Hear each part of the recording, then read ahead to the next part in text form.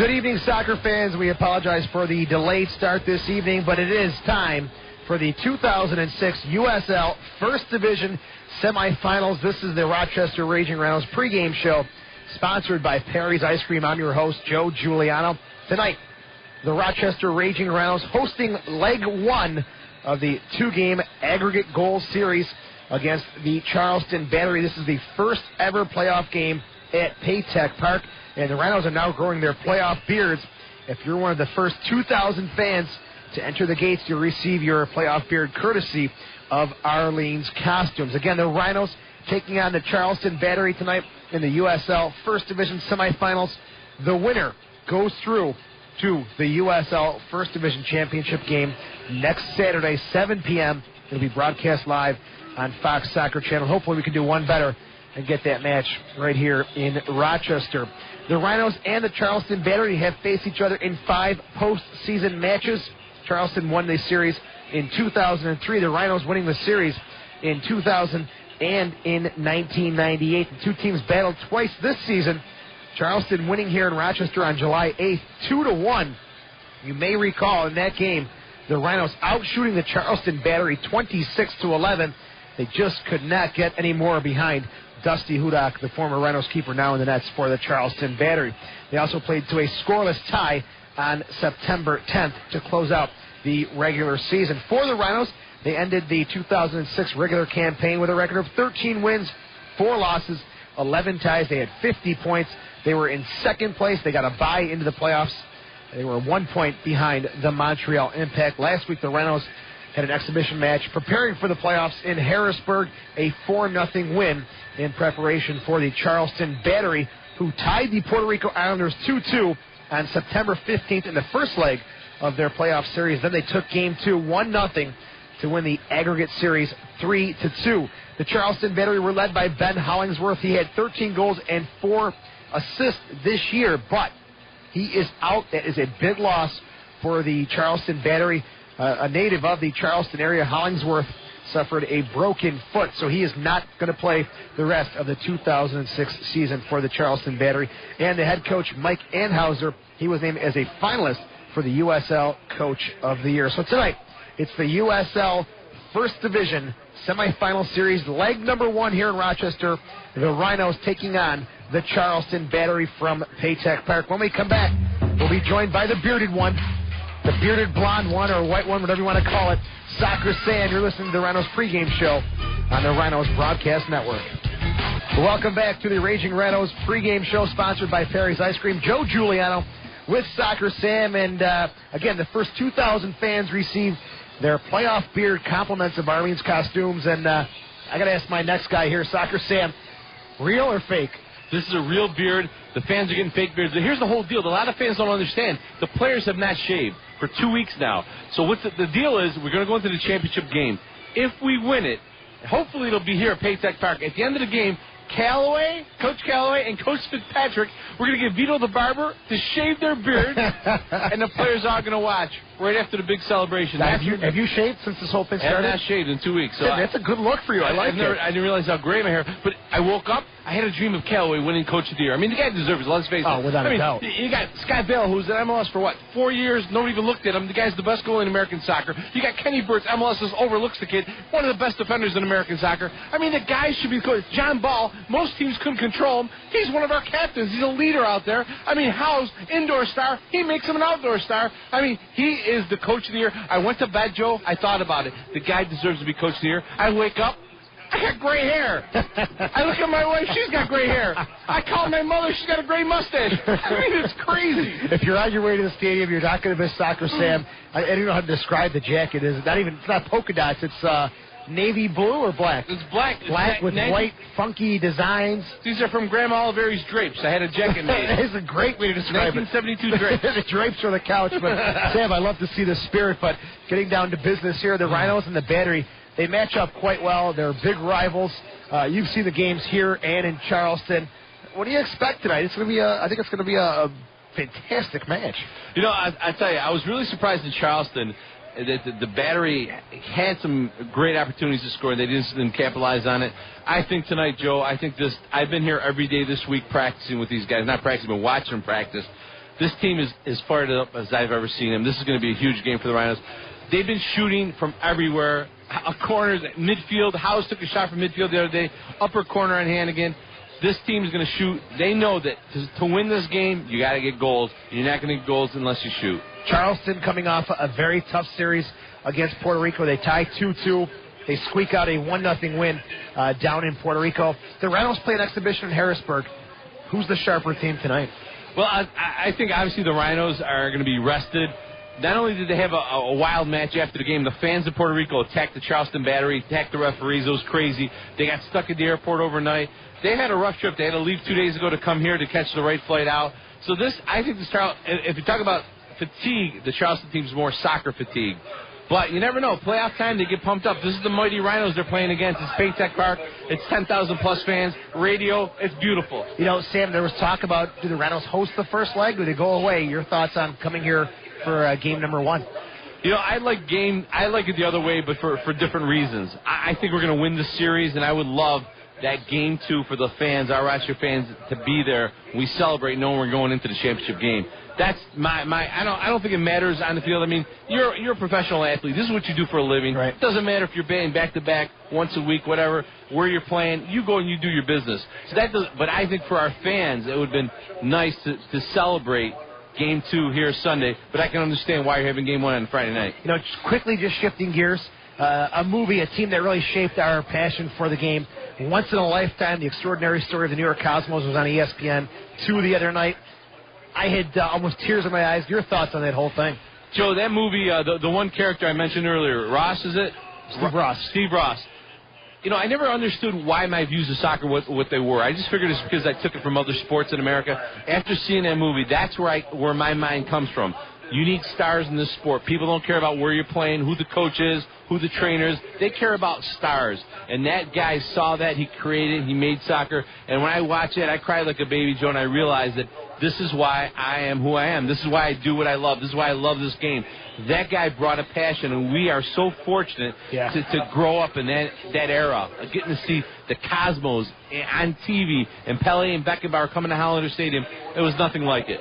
Let's hope those days come back, because I felt very sad after watching that documentary. And also, they killed my boy in the movie. They killed Kanaya. but Roberto Carlos, Brazilian star, all you purists say... Carlos Alberto, I'm sorry.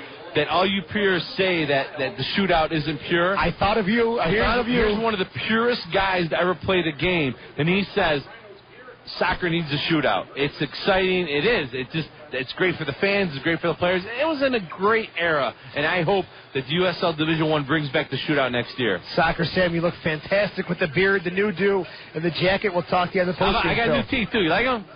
Beautiful. Thanks. All right, Soccer Sam, thanks a lot for joining us here on the pregame show. We'll hook up with Sammy on the postgame show tonight, hopefully after a Rhinos victory in Leg 1 of the semifinal playoff series against the Charleston Battery. When we come back, we'll take a look at some Rhinos who have made or been selected to the USL First Division second All-Star team. We'll talk about that next on the Rhinos pregame show on the Rhinos Broadcast Network. Welcome back to Paytech Park. Tonight it's the semifinals of the USL First Division, and the Rhinos taking on the Charleston Battery. This is game 1 again. It is a total goal aggregate series here, and we'll see who comes out the winner on Sunday night after the second leg at Charleston's Blackbaud Stadium. 6:05 kickoff for that game on Sunday. The USL First Division announcing their all-star teams. Not one Rhino player selected to the first team. A bit of a surprise, but I think it really does show the depth and the quality of this side. The threat and the danger coming from so many different players. 2 players were selected to the All-League second team. Obviously, goalkeeper Scotty Vallow and defender Kenny Burtz. The USL also has announced their finalists for their year-end awards, and a finalist for Rookie of the Year, Kenny Burtz, the defender from the Rhinos. And great news, Laurie Calloway, the head coach of the Rochester Raging Rhinos, is a finalist for the USL First Division Coach of the Year. The winners will be announced at a banquet next week before the USL First Division Championship game. Well, the Rhinos and the Battery fighting for a spot in the championship match. There's one of their semifinal series going on. Vancouver and Montreal tonight. Montreal is at Vancouver at 10 p.m. kickoff. The second leg of that series is Sunday in Montreal. It's their 13th year in the league. Now, the Whitecaps, probably one of the best teams who have not won a league championship. They've been eliminated in the semifinals 5 times in their playoff history. But in the playoffs, it's their first ever meeting with the Montreal Impact. The Impact winning that season series with a 1-1 draw at home and a 1-0 win at Vancouver. Both of those games were in July. The Montreal Impact have had the number of Vancouver, 10 games, 7 wins, no losses, and 3 ties.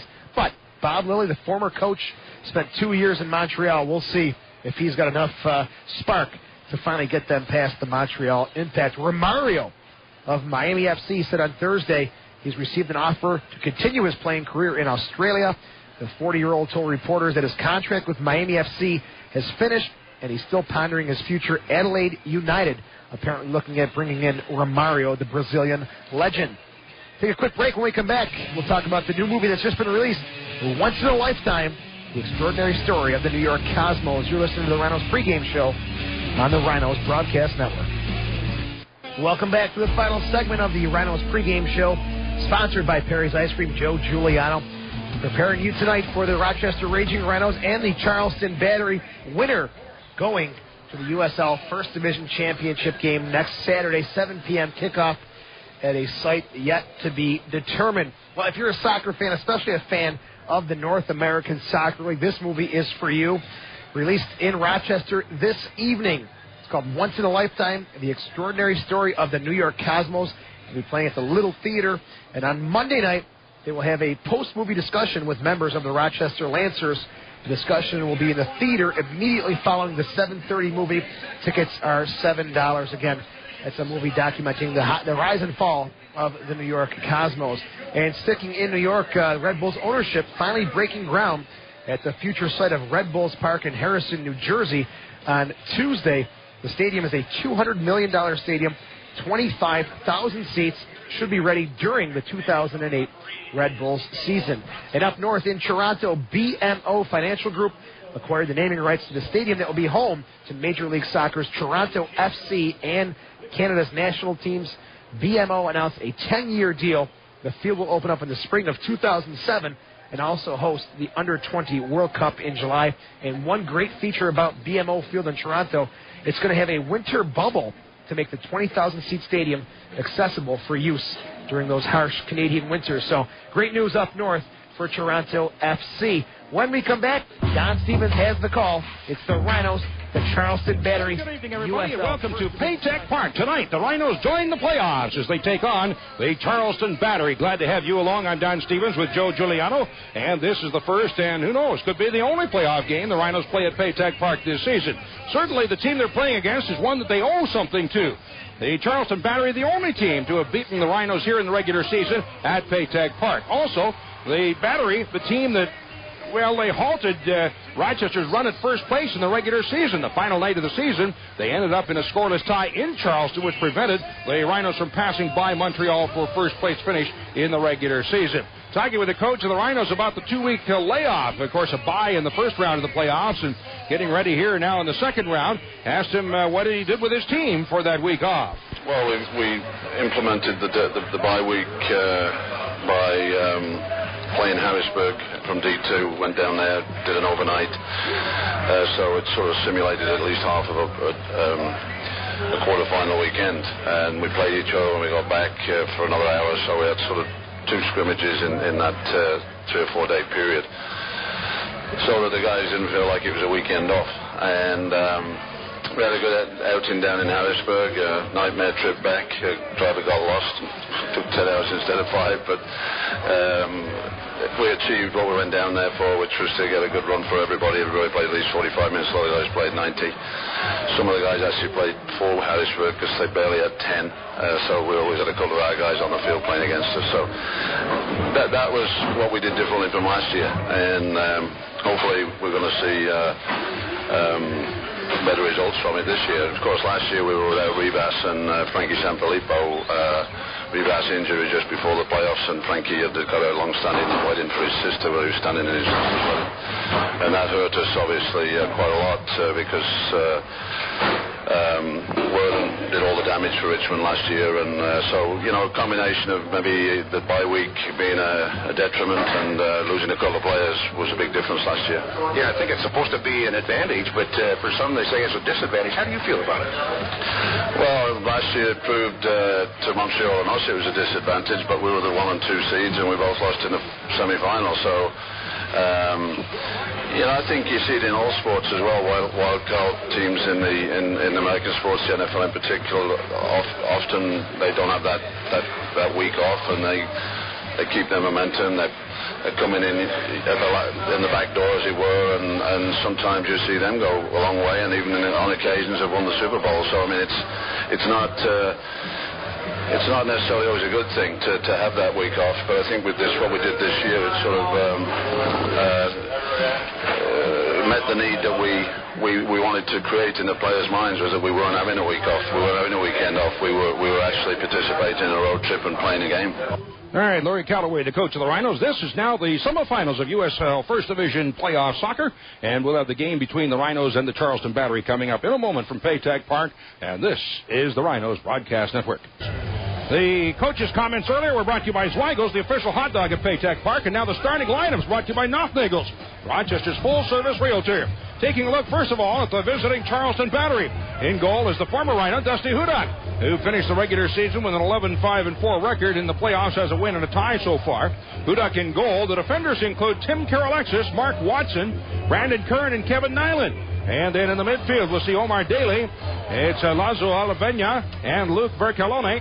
And then the forwards, they list 3 forwards. We'll see how they line up. Stephen Armstrong, who's done most of the damage in the playoffs, or just about all of it for the Battery. Ian Fuller and Gavin Glinton. And for the Rhinos in goal, Scott Vallow, who came through the regular season with a 13-4-11 record on the regular season, a 0.75 goals against average. The defensive role will include Frankie Sanfilippo, Kenny Burch, Scott Falguda, Nate Crabb. As usual in the midfield, John Ball, Greg Howes, Aaron Lyons, and Johnny Minyonger. And then up front, Matthew Delicott and latecomer Chris Bagley will be the other forward, as the Rhinos going with a 4-4-2 alignment. Is that what they're going to go with here tonight, Joe, you think? That's how it looks, and don't forget Bagley, a former member of the Charleston Battery. He won the league championship with them, so we'll see. We'll see if it gives them a nice little return favor now as a member of the Rochester Raging Rhinos. Always nice to be on the winning side of both of those when you go from one team to the other in the play. And I think he's on the right side this year. All right. Again, the Rhinos owing the Battery something for a couple of things earlier this season. Of course, the last time that these two teams met in the playoffs was back in 2003, and Charleston knocking the Rhinos out there. Charleston and the Rhinos definitely arch rivals. They know each other so well. It's just a step below the Rhinos' impact rivalry. It's execution. Who makes the mistakes and who comes away with the victory? The Rhinos wearing the black and white striped jerseys with the white shorts and socks, and the visiting Battery a red jersey with black shorts and red socks. And we are underway. The Rhinos shooting in the net to our left to begin with, headed back inside the box to Vallow, and the Rhino keeper with the ball. Again, it's the Rhinos shooting at the net to our left, and Vallow in goal down to our right as we get underway here tonight at Paytech. Vallow with the ball outside the box. Low line drive kick through midfield. Up for the flick on Bagley. Couldn't reach it. Then his volley back to midfield, but headed aside by Howes. Lyons touching it for ball. Up the right side, but that's knotted away by Nyland. And recovered by the Battery again. Turned to the outside of the far wing, and away with it is Vercalone. He'll work the left wing side out across midfield. Sneaks the ball through up the left wing for Glinton. He's in behind, but tracking him down goes Burch to the far end of the box, and a pass on in front, and it's knocked away on the far wing and out by Palguda. It'll roll out of bounds on the far side, and a throw in across the way for the visiting Battery. The speed of Glinton, that's something the Rhinos have to look out for. They're playing with one up top, and long balls for the speedster Glinton will be the option here for Charleston. Knocked out of bounds again around the 40 on the far side. Another throw in for the Battery in Rhino territory. In for Vercalone, who replaces Hollingsworth, who's out with a broken foot. That's a big loss, I think, for the Battery. It sure is. Hollingsworth never stops. It's a right-footed boot in, but goes way wide. In fact, will it even hit the end line? It keeps rolling. No, it did not hit the end line. Shot from about 35 yards out, and he missed the end line. Fuller, the former Rhino, can't even do us a favor. This is a throw-in deep in our own territory, and Charleston lets the Rhinos come out with no pressure. Sanfilippo off the left side, flicked across midfield by Bagley, but then it's chipped across midfield and returned into Rhino territory by Watson. On the near wing, Ian Fuller crossing down along the 18, but that's headed away and out by Burch. Rolling all the way out to the center circle. Underneath it is Nyland, another one of the late signers. In fact, Bagley and Nyland, I think, were teammates in Wilmington in the second division. On the far wing, knocked loose along the left wing side and controlled by Armstrong of the Battery. He'll drop it back for Nyland, who's moved up a little bit from his defensive spot. Long chip down inside the 18 and then headed away by Kraft. Underneath it, Lyons puts it forward up the near wing, but it's blocked ahead, and on the right wing side, Alexis on the attack for the Battery. Drawing it down to around the 18, rolls it back on the near side for Daly. He'll spin around, and then he'll play it all the way back to midfield for Watson. With the right foot, feet ahead. Fuller tips it to the outside. Ahead with it, Daly on the right wing, but knocked away. And that off of Kraft and out of bounds. Very patient, very slow build-up. Charleston, you can see Glinton, the only forward up top. They're going to pack the midfield and try to get out of here with at least a draw. You can see that's the purpose right now for this team. Well, the big question, of course, is if there's any rust on the Rhinos after having had the bye week last week. I know that it hurt the teams last year, and I think it is a disadvantage almost. The thing, though, you got to look at is they did scrimmage against Harrisburg. We'll see what that did. They had a couple local friendlies, so we'll see how that did for the team as far as game sharpness. And they had a not very nice bus ride, too, so it made it feel like a real weekend. Brought away by Delicott. Stuck ahead for Lyons. Turns it to the outside. Kraft up the left wing. He's a return pass to Lyons. Rolling to the end line. Looking for the cross. Blocked away at the near end of the six as they battle for the ball. It rolls toward the end line. And the whistle to stop play. And a foul is called on Lyons. How do you get that one? You get that one because they were tangled up in the box. If he called it the other way, it's a PK. But you can see the intensity. Armstrong and Lyons, 50-50. Neither player backing down. And you could hear the thud from up here. Solid challenge by the Charleston defender. All right, so if that's the case, then don't call anything rather than making a bad call.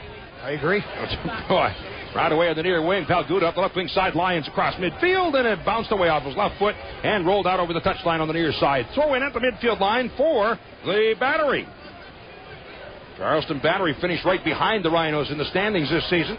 Rochester finished second, and the Battery finished third. Pass ahead, Fuller, one touch up the right side, near end of the 18, moving in Glinton with a dip shot, but it comes down up over top of the crossbar, and a goal kick for the Rhinos. Just barely put it over top. And scary moments of that July game when the Rhinos outshot Charleston 26-11. I believe it was Glinton who scored the goal in an offsides position. The flag didn't get raised. I thought he was behind the defense there, and again, they kept the play going. All right, the kick to be taken by Vallow from his six, and we're seeing a few raindrops now. Where did that come from? You believe this? Unbelievable. Well, it's been quite the year. Certainly a turnaround from past seasons for the Rhinos. As far as the rain is concerned, used to be when the Rhinos were playing, the rain stopped. It's just the opposite this year. Lines along the left wing side, brought forward Palguda through the midfield to Menyunger. He has it in the center circle, but tied up and the ball taken away. Dropped off by Olivenia for Fuller, and he'll try the left wing side to Bercolone. Into Rhino territory, drawing it down to the 35 and giving it off to Glinton. Return to the outside, Bercolone. At the far end of the 18, drawing it to the end line. Sanfilippo bumping, and the ball on the end line taken away by Sanfilippo. He turns to get away from Bercolone on a feed ahead out to the 25 for Menyunger. Throws it off on the left wing side. It's dropped back once again. Sanfilippo one touch ahead for Menyunger. Working toward midfield, takes a look in the middle, and drops it back for Palguda. He'll bring it up the left wing side, turns it to the outside along the near touchline for Kraft. Pass along the midfield line. Lyons return pass to Kraft, but headed away by Fuller, and the Rhinos step in. Palguda cross midfield. Here's Aaron Lyons on the tack. They'll draw it up on the left wing side. Ahead is Bagley. Long cross down inside the 18. Moving in. Oh, well, just a few inches over the header of Delicott. And the ball booted up over the net into the stands and out of play, and a corner kick for the Rhinos. That's so close to Delicott. Beautiful service from Bagley and swerving in towards goal. Delicott kind of, I think he maybe mistimed his jump there. I thought he had a chance to go for it. But finally, the Rhinos with a good build-up after 5 or 6 minutes here, where Charleston has come out and really dictated the tempo. Corner off the left wing side. And John Ball to take the corner kick. Serves it up, bending it for the far end of the box. Headed away and out. It'll be chased down on the far end. Rhinos after it. Turn to the outside. Here's a Delicott cross. That's off the defender and into the stands on the far side. A throw in for the Rhinos about 10 yards out on the far side of the field. Charleston has started off with that 1-4 Glinton up top, but what they've done well is had the support players pushing up real quick to give Glinton more options up top. And it's 1 forward, but a lot of support pushing up in a hurry for Charleston. Burtz for the throw in again off the right wing side, 10 yards out. Here's the throw-in. Lofts it into the middle of the box. A flick toward the end of the net. Left-footed, knocked down the roller ball. Kicked off the line by Hudak and brought out the near side. Did Hudak get something on that one? He did. Deja vu again. Hudak I don't know where he comes up with that save. His body is in the goal except for his left foot, and he keeps it out of the net. Howes is inside the 6. That's a great opportunity. And Hudak does what he does, makes the big save. He's totally back inside the net except for his foot, which was on the ball. Unbelievable. Hope it's not reminiscent of that 26-11 game. What a game he played that night. That's right. Brought a hit by Daly, knocked off his foot, but chasing it down, Watson, but almost gave it away to Delicott. And Hudak has the first time it away to midfield. Flicked across midfield. Daly in underneath it as he's challenged by Burks. Daly goes down. Ball knocked away, but rolls back to San Filippo, and the Rhinos have it around their own 35. Out ahead, Palguda on the near side for Lines, moving up the left wing side. So the Rhinos with the first golden opportunity of the night. Could not finish. Turn to the outside, up the right wing, San Filippo. Pass ahead for midfield. It's Menyonger. Trips it into the middle for Lines. Goes to the left wing side and brought ahead by Kraft to overlap. Down to the 20. Here's a cross down along the 6, but it's played over top of Delicott again. Spins on the far end of the box. Ball with the right foot, and he cranks it up into the next county. He put that about a month and a half over top of the mat. He'll want that one back for sure. They'll never find it. Making a good move here, though, with Kraft and San Filippo. They can push up the extra defender now. Because Glinton, again, he's the only forward up top. If the Rhinos can match the 5 in the midfield, then the tempo and the balance starts to shift, and we'll see who wins the midfield. 9th minute, no score at Paycheck. Press the right foot. Hudak, low kick through midfield, coming down to the center circle, and Howes will nod it back across midfield. Nyland in underneath it for the Battery. Volleys it across midfield. Again, it's headed away by Howes. At midfield, ball dropping it back. San Filippo along his own 45. Takes a look to the right wing side, and now across midfield for Menyonger. He looks for an opening as he's double teamed, turns back to his right, switches the ball ahead, but blocked away, out of bounds by the Battery. Throw in for the Rhinos, which they do quickly. San Filippo, now he slows it up as he meant to make the throw in. Now the throw in.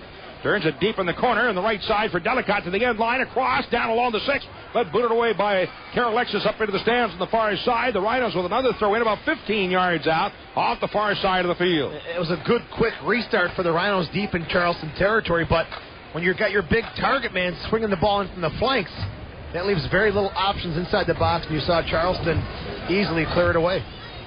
So a throw in once again for the Rhinos, and Bert's moving up. He'll take the throw in. One of those, the 3 finalists for Rookie of the Year honors in the league. It's going to be tough for him to win. Weaver had an incredible year scoring a bunch of goals for Seattle. Especially to talk about Weaver being the MVP. It's played to the outside on the near wing, so how could a guy not be the Rookie of the Year and be the MVP, right? That'll be interesting. Blocked away out by Kraft, so a throw in on the near side of the field. And it'll be a throw in for the Battery on the near side to be taken by Carol Alexis. Not a good sign for us. They've just brought the television camera raincoats out. What about the Don and Joe raincoats? That's right. I didn't even bring anything tonight. Right ahead, Fuller on the right side. Yaps it off. Glinton rolls it back around the 35 for Daly. Sliding in to block that one is Lines, and then he gets up and left foots it ahead near midfield. Bagley up, but he's blocked off the ball. Lines gets a foot on it, pushing it out to midfield. Bagley will bang it across midfield. But finally, looking like a pinball machine ahead for Fuller into Rhino territory. He'll drop it back. Alavenio in the center circle. Will try the left wing side to Nyland. Gain control, turns it to the outside. Vercolone down to the Rochester 35. Turns back toward the middle. Low boot to the far end of the 18, and a slide tackle nicely done by San Filippo as he steals the ball away from Armstrong. What timing. Out across midfield. Nice pass right to Delicott, but immediately double teamed and pushed out of bounds along with the ball. Throw in for the Rhinos. Referee comes in and changes it and says, no, it's a Rhino throw in. And that's a good break for the Rhinos because Delicott does get possession of the ball, but they're 2v4, and the Rhinos midfielders just lacking behind with the support. No score here at Paytech. We're in the 11th minute. As the ball headed out of bounds in the stands, another throw in for the Rhinos on the far side of the field. And the Rhinos Burts does move up again. He'll be about 20 yards out for this throw in. You got to have Burts take all these throw-ins deep in Charleston territory. From what, about the 25 in? I'd say maybe even 30 in. He can get it in close. It just creates such a great opportunity that he's got to make the extra jog from that sweeper spot. But it's such a threat. All right, Burts is set for the throw-in. Not a whole lot of action in the box. Low throw-in down around the 6, headed up in the air. It comes down to the far end of the box, but the whistle to stop play. Foul called, evidently. Tonight's game sponsored by sponsors such as World Gym, the official strength training facility of the Rochester Sports Group at 1717 East Avenue. By Power Trip, taste the power. By Marina Dodge at 943 Ridge Road in Webster. Also by the Democratic Chronicle. Catch all of the action of tonight's Rhinos game highlights in tomorrow's DNC. Cross midfield. Nodded forward. Stepping up to in turn headed away. Palguda, but rolls out on the far side and picked up by Fuller as the Battery have control of the ball. Right away. And sent down on the right wing corner and back for Kraft for the Rhinos. Rolls it ahead to his 25 for Lines. Midfield for Menyonger as he turns back for the ball. Drops it off on the near side for Kraft. He'll play it deeper. Back around the 20 for Palguda.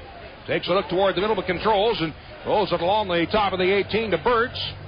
With the right foot, draws it back in the middle to Palguda as they play catch. Now feed it forward to Lines, and ahead come the Rhinos. Turns it to the outside. Kraft at the midfield line. Along the near side, return pass to Lines.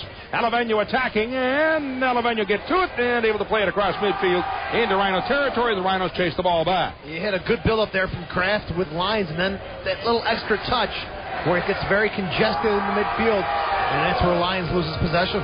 Palguda into the center circle, brought away by Ball. As he turns it to the outside for Lines, return pass in the middle. Menyonger has it 35 yards out, and he's attacked from behind. It's knocked away by Armstrong, who drops it back to the keeper, Hudak. With the right foot, drives it away out through midfield. That's flicked forward by Glinton, but turning back for it goes Palguda, picking it up around his 30. The Rhinos, the central midfielders, have to pick up their head. Daly is giving Kraft tons of space on the flank. Long on the left wing side to Kraft, but hit away by Karalexis. Moving in underneath it is Lines off the chest, settles at the feet, turns it along the 25. He's grabbed and knocked down from behind by Daly. Got him across the back of the neck with the right arm, almost like a forearm shiver. And there's really no reason to have that foul there. Daly's just a little behind. He's got support players, and he gives the Rhinos a great opportunity here. And I'm surprised Greg House is walking away. This one has his name written all over it. Yeah, that cannon he has, he came up and he said a few words to Menyonger. Now he is turning back. He's got to be the choice here. Well, there's one thing about Greg House, and that is I would not want to be in the wall. No, thank you. And the choice lately has been the little flick from Ball to Lines. He'll stop it, and House just comes in and smashes it. We'll see if that's the choice. He's got a lot of power behind it. 14th minute, no score at Paytech. Ball steps up, everybody moves, but then they move back. Now Ball again serves it off at the far end of the 18. That's headed in the air. And Younger in underneath it, settles off the tip of the right toe, turns to the outside and drops it back. It's played back near midfield. On the right wing side again, Lines turns it up the wing, Menyonger, cross along the 18. Up they go, flick forward, Delicott on the near side, nodded into the middle by Palguda, coming down to the 6 and ground, and one big hop by Hudak. So the Battery keeper has the ball. Got to go back to that free kick. A bit of a wasted opportunity there. John Ball tried for the serve to the far side. House, forget the little touch, get up there and give it a rocket. Played across midfield, in underneath it is Howes on the right side. Drawing it across midfield, turns it to the outside. Overlapping is Sanfilippo, pulls it all the way down to the 25 and rolls it off in the right wing corner. Menyonger fakes across, now switches back and again switches to the right foot, chips it along the 6, but it comes out the near end and nobody there. Rolls out the near end of the 18, carried away by Daly up the right side. As he approaches midfield, no score in this one for Paytech Park. We're in the 16th minute. Pass ahead for Fuller, gets tied up. Burt's taken down to make that Armstrong, and finally a foul is called, and the 35 yards out, right in the middle of the field.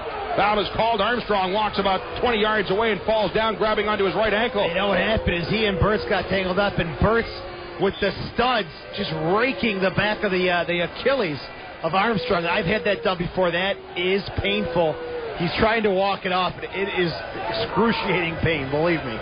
Sponsors of these broadcasts tonight include Nextel, helping groups get things done. Call 800-NEXTEL-9. My Best Volvo, Rochester's exclusive Volvo dealer at 1500 University Avenue. Buy the Messenger Post. Stay posted. Call 442-POST for subscription information. It's the bottom of the stud, the cleats that get you in the back. There's no shin guard, no protection there, and it just rips the skin away. And it looks like Armstrong's going to even have to come off here. And luckily for the Rhinos, he scored an incredible goal from this position against Puerto Rico. Well, he has he has two of the goals scored so far in the playoffs by the Battery. The other one was scored by Glinton.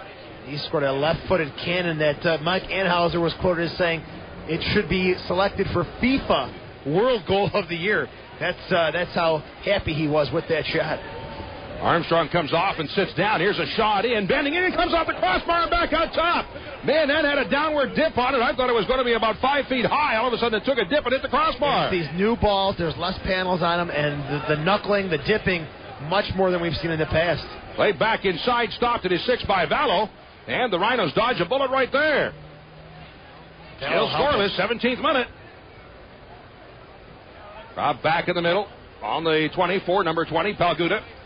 He'll try the left wing side, ahead for Howes, rolls it across midfield to Menyunger, and he'll work the left wing and ahead for Kraft. Down to the 25, turns back with the ball and drops it off out to around the 40 for Greg Howes. With the right foot long up the left wing side, but Menyunger was coming back after making a run, and so the ball was flighted over everybody down over the end line, and a goal kick for the Battery. At least though the Rhinos are starting to recognize Daly is really kind of letting Kraft go free. If the Rhinos can kind of penetrate down this left side and find a situation where Carl Alexis will be outnumbered, that's a great opportunity for the Rhinos to attack Charleston. So Hudak with the goal kick. 18th minute down, no score. Armstrong's come back onto the pitch. Cross midfield, up they go, down they go, nobody touched the ball. It comes out of the near side, Daly underneath it. Cross it in the middle, pass off to Armstrong, who looks just fine in the center circle. He'll switch it to the left wing side for Vercalone. Dropping it off at midfield and moving up is Nyland on the left wing. Return pass to Vercalone, drawing it down to the 35, turning toward the middle. He'll play it back in the middle for Armstrong. Turns behind him now, Laveno, and he'll drop it back at midfield. It's cleared by Kern on the left wing side. Nyland across midfield, and Vercalone. Pass gets a right back to Nyland. Looking for the cross down around the 20, knocked down by Linton. Rolls it off in the middle, and Fuller will then feed it to the outside of the near wing for Daly. Down to the 20, working toward the middle, trying to switch it off to the right foot. It's a give and go pass, but the ball blocked away, comes out top. Still controlled by the Battery, then stolen away by Ball, who comes back to help out. Ball off in the middle, scribbles it ahead, and a feed into the center circle for Bagley. Slips it to the outside along the left wing for Lyons, and here come the Rhinos again. Lyons pass ahead further on the left wing side to Menyunger. Step over on the ball as he turns to get away from Watson. Draws it out at the end line. A roller down along the 10 in front, but nobody there. That's played on top. Now to the head by Palguda for Ball. He'll tip it to the outside, and then he's taken down by Daly, and the yellow card to Daly, who picks up his second foul, and Fuller steps in behind Daly, who's having a few words for the referee. That was definitely after the play. John Ball had already released the ball, and Daly has come in from behind, and John Ball usually doesn't go down that easy. He took a nice little shot from Omar Daly. But you get the sense now that the Rhinos, if they're going to get some more dangerous opportunities, it's going to come from this left side. Daly very, very sluggish on his defensive responsibilities. It's a free kick for the Rhinos. 30 yards out, a little bit to the left of center, call it 35 yards out.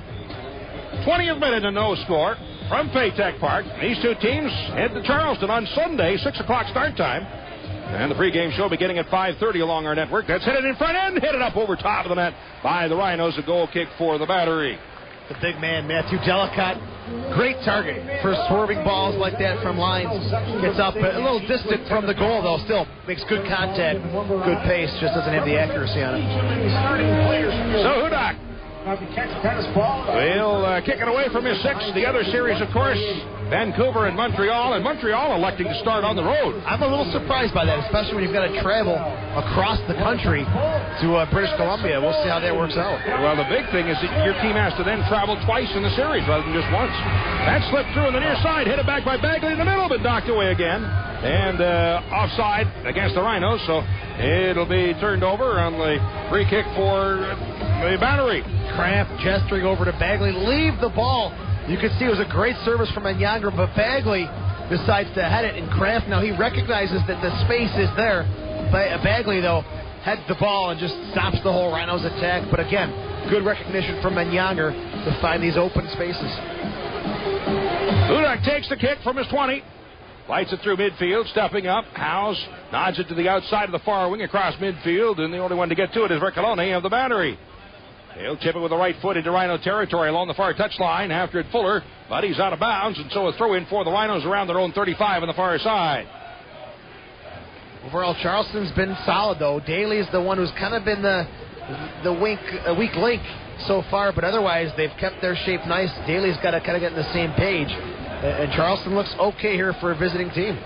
Right on the throw-in across midfield. Bagley flicks it forward, but then It's knotted ahead by Kern out toward midfield. Finally, the Rhinos able to settle the ball. Dropping it back in the center circle for Howes. As he's chased from behind by Glinton. Howes spinning around, still in the center circle. With the right foot, goes to the right wing side and trying to get underneath it his ball. Far into the 18, turns it along in front, roaring along the 18, but booted away. Then blocked by Menyonga to the end line. After Bagley knocks it down and can't control, gets away from him, rolls out over the end line. Bagley having a tough go, but his touch just a little bit off here tonight. A couple times getting in the way of a good through ball there, and that time his touch inside was way off the mark and out of bounds. Hudak to take the kick from the 6. 22nd minute, no score. Right now they show 2 shots apiece on the scoreboard. 4 fouls each. Cross midfield, center circle, headed aside by Birds for Lines. As he pops it in the air out of the near side, underneath it goes Kraft. Turns back to get away from Daly. Rolls it ahead to the midfield line. Lines drops it back his own side of midfield. Palguda first times it away up the left wing, and after it underneath it is Delicott. Down to around the 10, rolling off in the near corner. Now across. Out along the 15, but Rhinos can't get to it. It's booted away on the far side. Sanfilippo settles the ball. 40 yards out. He'll dribble off toward the middle and lay it in the middle for Howes. Switching to the outside of the right wing for Johnny Ball. In underneath it, Ball.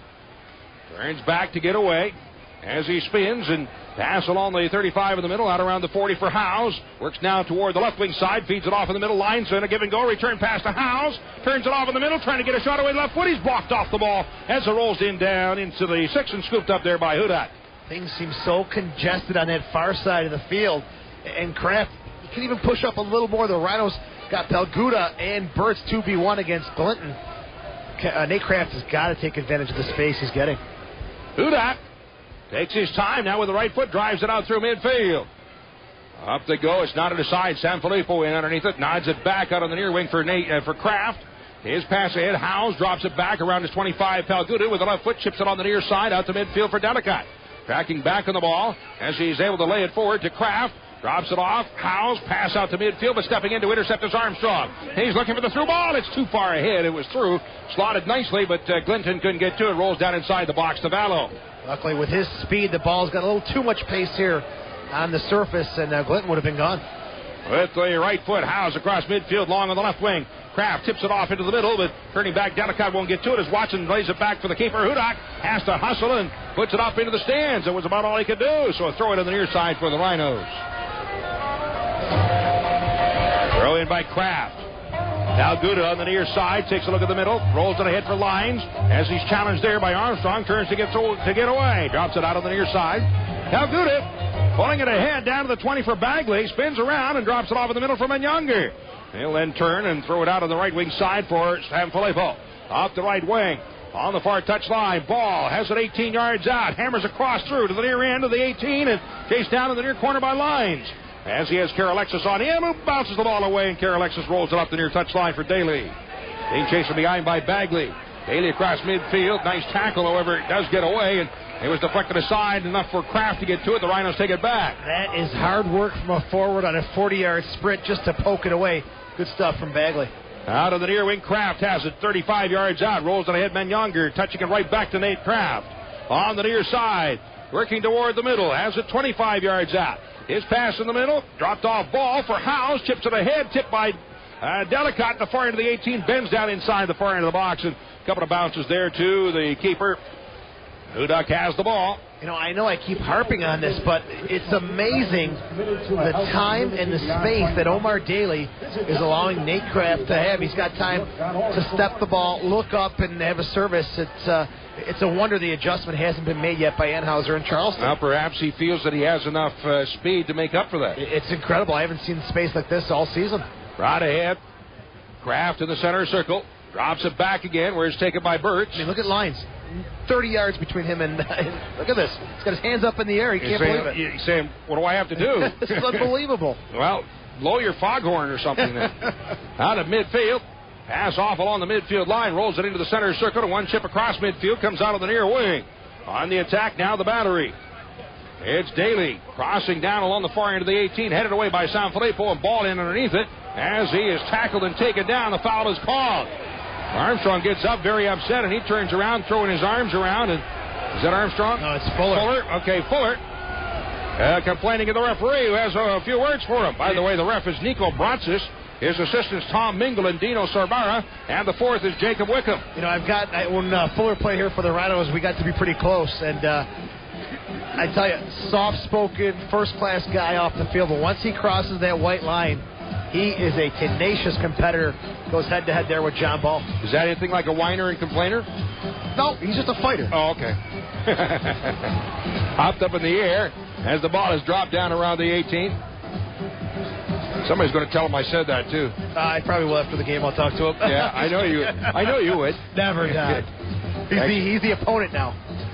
Well, and that's the only reason that I would indicate that he might be a whiner or complainer is because he's on the other team. If he was on our team, he wouldn't be that at all. He'd be a first-class guy. Yeah, absolutely. He's a great guy. I love you. Oh, he is. Absolutely, yeah. It's chipped across midfield, turned ahead on the left wing side as the ball is knocked down. Fuller checking back on the ball, drops it off in the middle. Avavenia will turn it to the outside along the near wing for Carol Alexis. Up the right wing, Daly has it 35 yards out. Watched there by Kraft, turns to get away from lines. Daly still with the ball, now left foot to the head, and in behind is Fuller in an offside flag. Offside against the, no, that's Armstrong, so it's offside against the Battery. Armstrong, he tries to sneak in. Again, Glinton is the lone forward. Armstrong and Fuller are behind him, so what Glinton's trying to do is check to the ball. Armstrong sneaks into the space behind. That time he just didn't time his run very well at all. 28th minute and scoreless at Paytech. As the ball flicked forward by Delicott on the near wing, underneath it, Bagley turns trying to get away from Carol Alexis, drops it off on the near wing, lines on the back heel to Bagley, along the near side, drops it back out around the 35 for Kraft, turns it to the outside again, down around the 20 for Bagley. His return pass to Kraft. Has it 35 yards out. Now works toward the middle of the field with the right foot. Chips it down inside. Ball hits it in the middle. Delicott look for the bike, but the ball is knocked down. The whistle stops play. And what is the call? Offsides. All right, offside flag. But, it looked like the defender grabbed the ball before the offside flag went up. And there is a Charleston player down on the field, and that would be Nyland. It looks like Nyland is down. Sponsors of these broadcasts tonight include Connolly Printing, the official printer for the Rhinos at 426-4150 is the number to call. Salvatores, they deliver everything but babies. By Health Source Chiropractic. Dr. Donald Dudley, the official chiropractor for the Rochester Sports Group. Patients accepted at the Canal Park Medical Complex. Call 225-6430. Nyland came streaking in on that header there. And then there's a good ball served into the box from Johnny Ball. And Delicott goes for the spin. And then the side volley would have been a wonderful strike. But I think he actually ends up kicking Nyland, the defender. And he's still down at the 6 for the Charleston Battery. Well, Nyland should get out of the way and he wouldn't get kicked, right? That would have been a wonderful strike if Delicott... you know what? I don't think he got kicked because he's limping.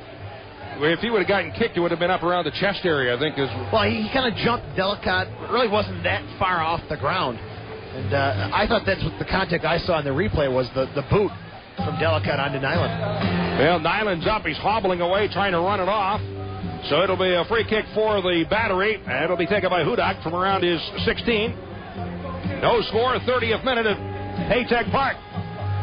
Chipped across midfield. Underneath it, Palguda heads it back to midfield. Ben Younger couldn't quite reach it. Moving in, pushed forward by Lyons, but he came in studs first, and a yellow card issued to Aaron Lyons. Definitely a foul, definitely a dangerous play, but to come with a yellow that quick, Rochester's number 8. Question that one from the official. Definitely a foul, a yellow card, maybe a little harsh. I don't understand that because there was nobody around him. He came in and he didn't have his foot maybe more than, foot and a half, 2 feet at the most off the ground. I mean, the studs were exposed. And he let the ball hit the bottom of his foot. He just pushes it forward, sort of stiff-legged. I can see where the referee wants to send a message about the studs coming up, but the yellow card is a bit drastic. Pass along the 18, down in front, knocked away by Lyons from Younger. He'll drop it back out on the near side, and Kraft turns it along the near wing for Bagley. As he's challenged from behind by Daly, he is able to drop it back for Kraft. Pass along his 35, Younger back to around the 20. And there, Palguda rolls it down to the 18 in the middle of the field for Birch. He'll work his way ahead. Leads it out to the center circle for Ball, back heel. And another back heel. It's Lyons giving it off to Younger. Turns it up the left wing side to the outside for Bagley. As he's chased along the near touchline by Carol Alexis. Bagley drops it back along the near wing. Kraft turns it all the way out to around the 45. Palguda in the middle for Howes. Goes forward to Younger, 20 yards out. Sneaks it down inside the 18, but couldn't quite slot it through. Popped up in the air, comes out the near end of the 18. Moving in Bagley, but that's blocked away by Carol Alexis. Up into the stands on the near side, and it'll be a throw-in for the Rhinos. From 15 yards out, throw in back out around the 20. Kraft, left puts it down in front. That's headed away and out top. Settled there, left foot a kick by Lines, but that one is pushed away as he went to shoot, knocked away, never got a shot off. And it's then cleared off at the far wing and brought up to midfield. Bercoloni at the midfield line, drops it off in the middle for Fuller. As he's chased there by Ball, he drops it back for Nyland, who seems to be all right now. And Nyland with the right foot, pass into the center circle for Bercoloni. Drops it to his own side of midfield. Karalexis up the near wing. Turns it along to the outside for Daly. On the near side, 40 yards out. Watch 1v1 with Kraft and then drop back across midfield to Watson. Has it in the middle, the veteran. Watson off on the near wing once again for Karalexis up the right side. Trying to sneak it through. That's fighting over everybody. Couple of bounces, rolling down to the 18, then rolls inside the box to Vallow, and the Rhino keeper has the ball. A little more urgency needed here for the Rhinos. 32 minutes in. And they're hosting the first leg. They've got to put Charleston under more pressure. So far, it's gone well for the Battery. Vallow plays it across midfield. This is headed high in the air, coming down around the 35. That's knotted out on the near wing, and then it's volleyed into the center circle. Stepping up, Palgudo. Up puts it ahead for Bagley. Settles the ball in Delicott. Tips it off on the right wing side, and underneath it is Ball. Far into the 18 as he works down inside the box. Trying to left foot in front. It's up in the air and comes through the 6. Out over the end line. Deflected away and out by the Battery. A corner kick for the Rhinos. Great pace. John Ball, very intense, high-strung. Got to get the rest of the guys into that same mode, get fired up, and put the Battery under some more pressure. Remember now, this is 2 games, total goals. In other words, it's like one game.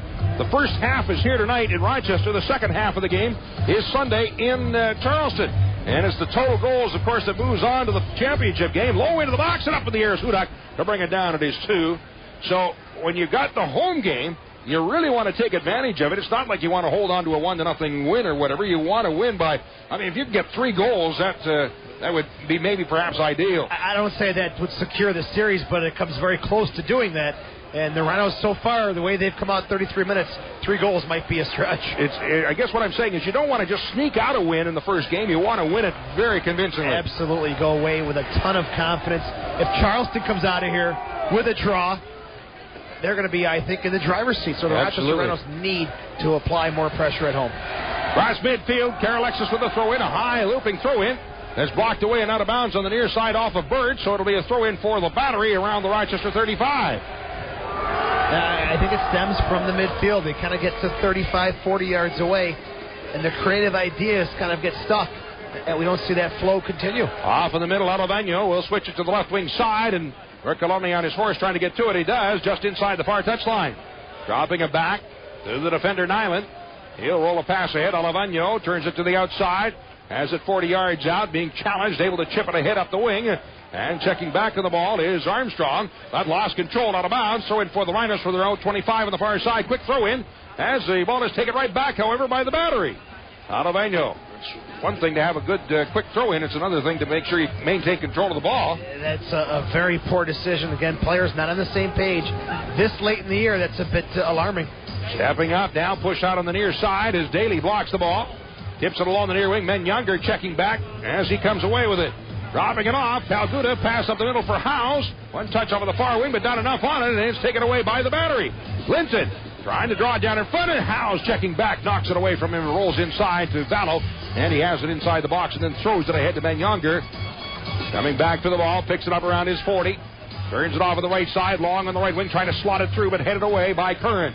On the far wing, underneath it, Sanfilippo for the Rhinos. 36th minute of Paytech, a no score. Long chip up the right side on the far wing as it's headed by Nyland, and he and Bagley are tied up, and the ball away and out, so it'll be that off of Nyland. Throw it on the far side for the Rhinos. Too many bodies in white sitting too far back. Now Kraft, again, another opportunity. Push up, you're still 2v1 in a great position to defend Glinton, and they sit back and you lose the numbers in the attack. Don't understand this mentality. Knocked away and out, far corner, throw in for the Rhinos, played along the end line, booted away and out of bounds. Corner kick for the Rhinos off the right wing side this time. The service on the last one from Johnny Manyanger right inside the 6. Hudak eats those up. Now it's going to be Lines. We'll see what's in his little bag here. 36th minute, no score at Paytech. USL First Division semifinals. Winner of this series goes to the championship game. Line serves it up, coming down middle of the 6th. That bouncing on the near end, headed in and headed off the line by Nyland. The head ball in for the end line by Howes. It's out over the end line. A corner kick off the near side this time for the Rhinos. Actually, that's Bagley, not Howes. And what defending. Dusty Hudak is off his line. Normally 2 defenders drop into the goal. That time, 4 Charleston defenders on the goal line. Corner kick off the left wing side. Ben Younger sends it through out to around the 18. A side volley kick by Ball. Dribbled along the 6 by Lines. And nobody can get to it. That's pushed up on the far wing and up into the stands. So the Rhinos with an opportunity. Again, unable to finish. As the Rhinos have to throw it on the far side of the field. 35 yards out off the right wing. Still Burtz, and that's a good choice from this distance. He'll definitely put it into a pressure situation. Burtz gets a bit of a run at it. There's the throw in. Lofts it down inside. That's flicked out, bouncing down along the 6. Oh, it's a bike kick, but up over top of the net. Lyons got a hold of it, and he put it up on top of the net. Close. The most basic thing in soccer, never, ever let the ball bounce. The long throw goes right into a spot that Charleston lets it bounce, and give Lyons credit. That was coming in at some pace. Gets the left foot on it with a little bicycle attempt just over the bar, but Charleston never let it bounce. Hudak boots it high in the air. Floater coming down to midfield. Lyons has it forward from Younger. Flicks it up the left side, but blocked away off the shoulder of Karalexis, and then he'll hammer it out across midfield. So the Rhinos now leading shots 4-2. They're getting a few more opportunities. Howes checking back, cross midfield. Lyons on the near wing, rolls it off for Kraft. Near touchline stops to get away from Fuller. Still has the ball. He'll then drop it to his own side of midfield for Palgoda. He'll switch it through the center circle. Sam Filippo on the right wing side. Approaching midfield. Rolls it across midfield for Ball. Takes a look at the outside and lead past him and Younger. Turns it down to the 15, far into the box. Trying to move it down in front. Roller along the 6, but booted away on the far side and out. In underneath it goes Howes. Blocks it forward, but in turn is blocked away off of him by Verkalani and carried ahead to midfield. Switching into the near side for Daly on the right wing. Approaching the midfield line. Lyons watching. Dropped off for Fuller. Now Ball chasing him. Back to Daly on the near wing of the midfield line. He drops it into the center circle for Alabano. In the Rhino territory. Feet ahead for Armstrong. Here's one touch of the ball, but that rolls right to San Filippo. The Rhinos take it back. Howes in the middle for Lyons. Tried to chip it forward, but Fuller blocks the ball and is taken back by the battery. Ahead for Glinton. In the middle, 25 yards out. Has a go, but a roller will be picked up on the end line, wide of the net by Vallow. The buzz, it's just not there for the Rhinos. Some very sloppy giveaways.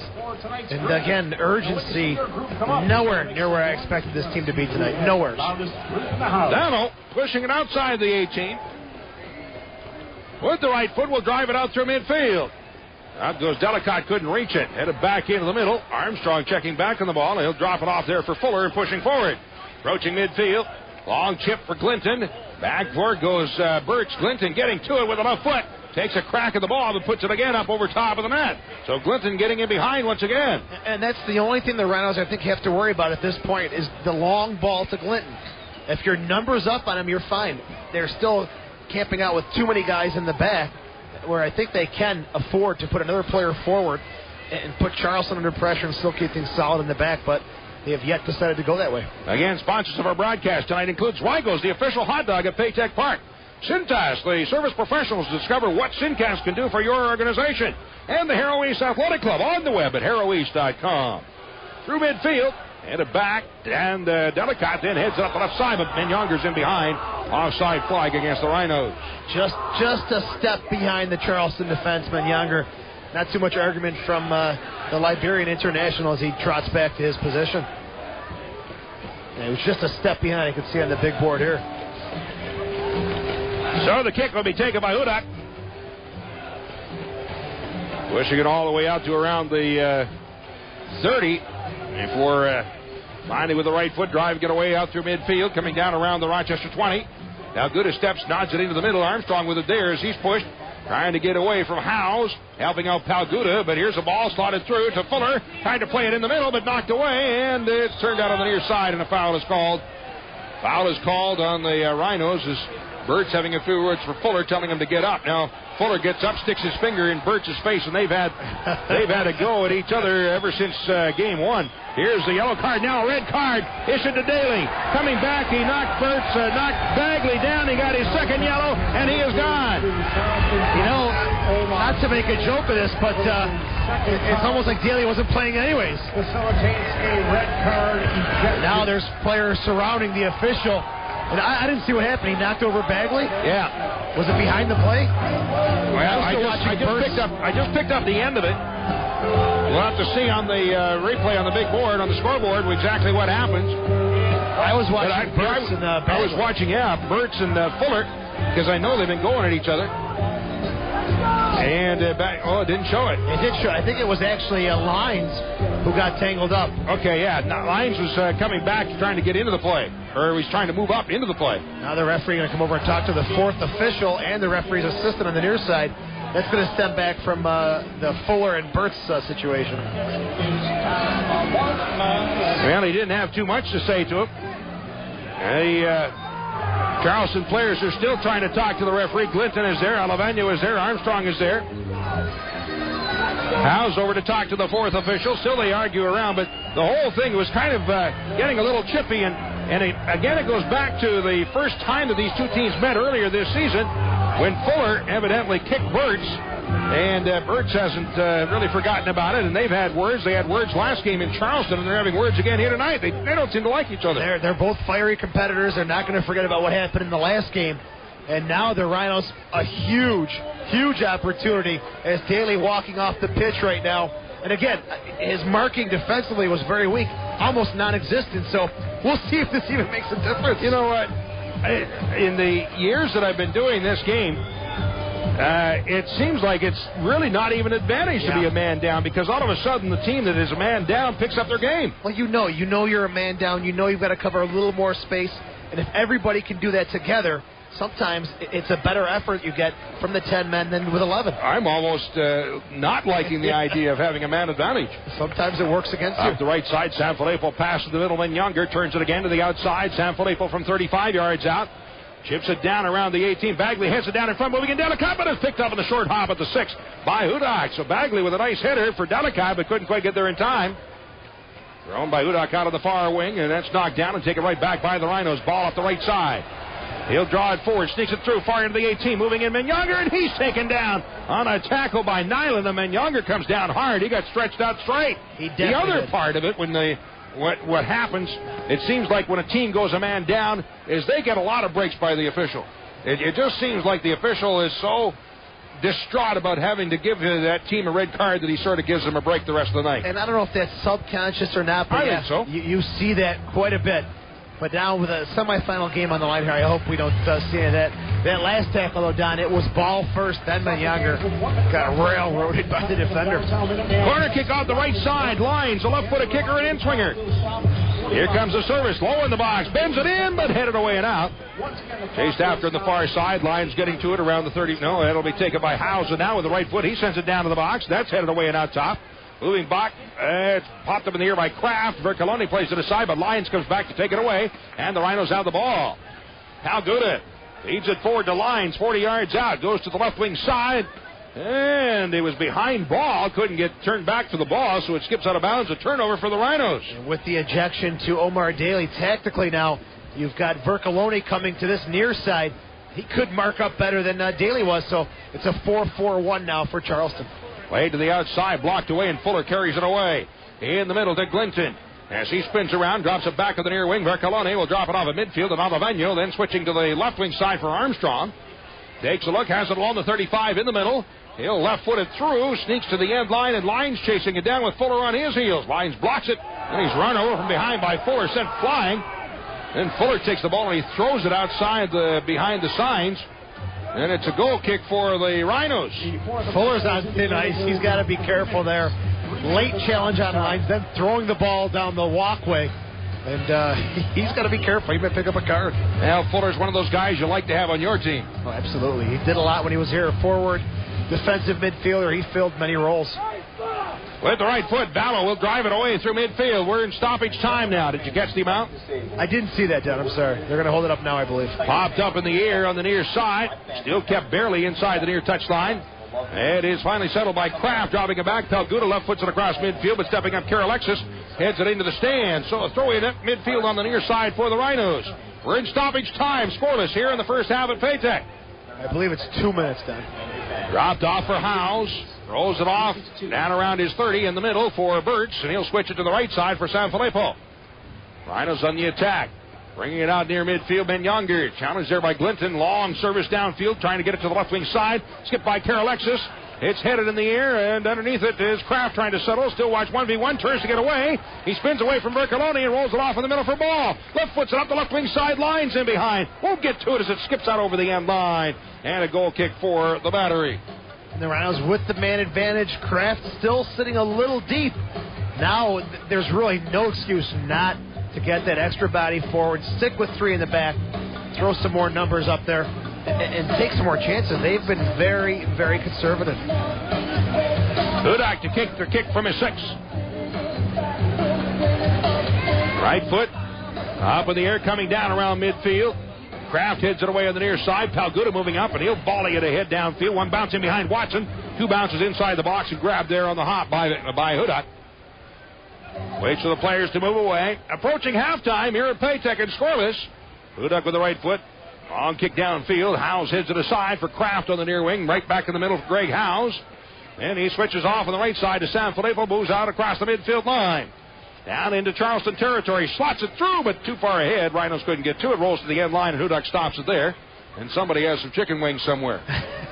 Sure smells good. Wow. It's Hot Cup of Joe. No, I've been smelling them before that came up here. All right. Through this whole half, I've been smelling the chicken wings. You're worried about chicken wings. It's the semifinals. Oh, food. You know me and food. I'm right with you. Yeah, brought ahead Kraft in the middle for Howes. In the center circle. Right foots it out on the far wing and ahead with it John Ball. Drawing it up the wing. Down to the 35, down to the 30. Looking for the cross. Down inside. That one is then booted away again by Karalexis on top. Howes in underneath it, but the whistle blows, and that is it for the first half of play. So nothing decided in this one so far. Through one half here at Paytech Park, it is the Rochester Rhinos nothing, and the visiting Charleston Battery nothing. And this is the Rhinos Broadcast Network. Hi, Soccer Sam here for Salvatore's Pizzeria, the family from Rochester, New York, and proud of it. Salvatore's has been supplying schools and nonprofit groups with all their pizza needs since 1978. Salvatore's Pizza Fundraisers. Your group can sell and make pizzas, or Salvatore's pasta sauce and hot pizza slices. It is the USL First Division semifinals as the Rochester Rhinos hosting the Charleston Battery. And for the Rhinos, their entry into the playoffs for the Charleston Battery, second weekend of play. Last weekend they defeated Puerto Rico. Total goals in 2 games and moved on to the semifinals. And, of course, the winner here will move on to the championship game next weekend. Time now for the Marina Dodge first half statistics. As far as scoring is concerned, absolutely nothing to talk about, as neither team able to put one away in that first half of play. Unofficial stats had 5 shots for the Rhinos, and, well, the scoreboard says 4 for the Battery. I wonder if they counted that one that didn't hit the end line as a shot. 5 shots for the Rhinos and 4 for Charleston. Not a shot on goal, though. Well, it's obviously not a shot.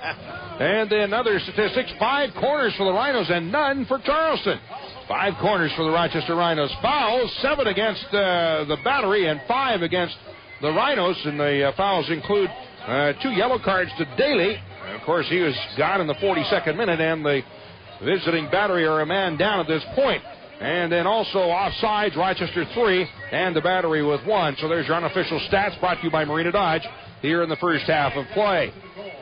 The Rhinos, I know that, Joe, you were saying that you expected a lot more out of the Rhinos in that first half. I don't know, I didn't. Again, coming in after a week of not playing, it takes a while to get the rust off and a while to really get it rolling. Yeah, Don, no, you're flirting with danger there. It's the semifinals. It's now or never. Oh, I agree with it. I know what you're saying. I'm just saying that's sort of what I expected. And it's unfortunate that's what we did see in the first half. Their urgency was definitely lacking. Charleston's got to go in that locker room, a man down, still even, and their confidence has to be sky high right now. The Rhinos going to have to make some tactical adjustments and see if they can put some more pressure on Dusty Hudak, who just made 1 big save in that half. That was it. And then the defender, who was it, had a head ball. I think it was Nyland off the line. Yeah, it was. It was Nyland that headed the ball away off the line, too. So a couple of big saves right there, one by a defender and one by Hudak in that first half. And really, Vallow, although Vallow was fortunate, I think there were 2 shots that dipped in almost. One hit the crossbar and one just up over top of the crossbar. So even though he didn't make a save, he had a little luck on pressure. his Yeah, he saw the pressure. Yeah. And the Rhinos, again, they want to have much more domination running the play here at home in this first leg, and it's not being seen right now.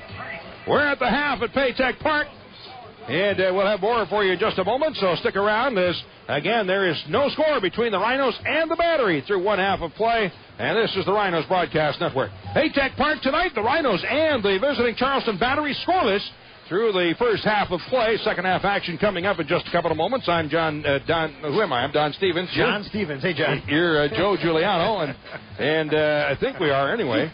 As we come down near the end of the season, of course, we're into the playoffs now, and always this time of year, the end of the season awards and that being selected, and certainly one of the controversial selections was the All-Star team, in which a guy like Scott Vallow, for example, just barely makes the second team, and not considered. He's not amongst the Goalie of the Year awards, which is picked strictly on the numbers game, and of course Sutton from Montreal, even though he played half the season out with a broken wrist or whatever it was, and against what they say is the strongest defense in the league, he still gets the award. Well, some of the other awards this year, I don't know if everybody's heard about them or not, but the selection's yet to be made. They've drawn it down to the finalists, and some interesting choices here. Defender of the Year, Gabe Gervais of Montreal, Jordy Lyle of Vancouver, Mauricio Segovia of the Puerto Rico Islanders, and no, Kenny Burts was not amongst the finalists for the Defender of the Year, even though he is listed in the Rookie of the Year category, so that's kind of interesting. But what do you think, Gervais? I think Gervais is going to get it. Montreal now still here in the playoff run. I think he's going to be the Defender of the Year. Rookie of the Year finalists, I already told you, Kenny Burts of Rochester, Mike Randolph of the Portland Timbers, Cam Weaver of Seattle. What do you think there? That's a tough one. Cam Weaver's either going to get Rookie of the Year or MVP. Not both? I don't think he'll get both. They're going to disperse it evenly. I'm going to go Kenny Burts. Yeah. MVP is going to be Weaver. No, Weaver, Rookie of the Year. I'm sorry. Okay. Well, let's jump to MVP while we're talking about it. Cam Weaver of Seattle, Joey Jurtson of Vancouver, and Zinho from Miami. Zinho, my friend, assist leader, set the table nice for Romario, and for Loco Rodriguez, I think Zinho is the MVP. Okay, Coach of the Year, Mike Enhauser of Charleston, Lori Calloway of the Rhinos, Nick DeSantis of Montreal. Don't even waste your time mentioning the other ones. It's got to be Coach Calloway. If they don't have one player on the first team All-Star, that means the coach himself has done a wonderful job with a wonderful group of players, not individual All-Stars. Well, it just doesn't seem like the selections have ever made much sense before, so why do you figure they would this year? It's called keeping your fingers crossed. Yeah. I don't know. It just seems like, of course, we're sitting here and looking at the league from one perspective, and that is in the perspective of watching the Rochester Rhinos all season long, and the other people are sitting there watching their particular team all year long. And I know that there's a lot of teams who have coaches who aren't amongst the three finalists and figure, well, their coach should not only be in the three finalists, should be the Coach of the Year. You're always going to get that. There's no doubt about that. But the one glaring error that I see is, like you talked about, the goalkeeper of the year based strictly on goals against average. It is just elementary, ridiculous stuff. I think it doesn't make sense to me at all. Vallow, way better choice than Greg Sutton, and doesn't get it. You just shake your head and wonder what's going on. Well, and another thing, too, Vallow, it's one thing about the goalie of the year, but I almost think of Vallow instead of goalie of the year for him would be MVP of the year. Because the MVP should be the person who carried his team the furthest, the one who maybe solely or individually had the most doing with his team finishing. And certainly Scott Vallow was huge as far as the Rhinos finishing second place. He had a stretch there in the middle of the season where maybe 6 or 7 games where he consistently made not big saves, incredible saves that kept the Rhinos in the game, kept them in the win or even tie column.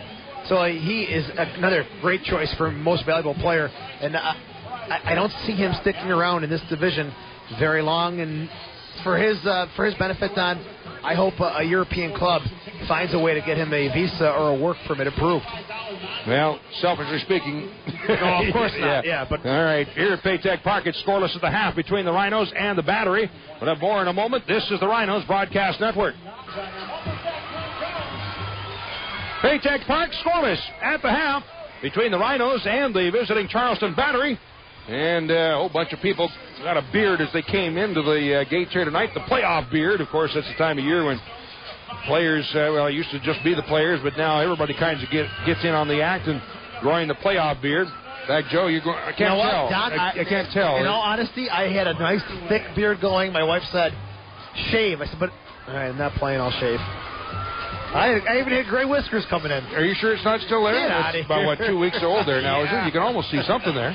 Next week, I'll show you when we're in the championship game. I'll grow for you. All right, so a few beards being sported here tonight. An interesting tradition.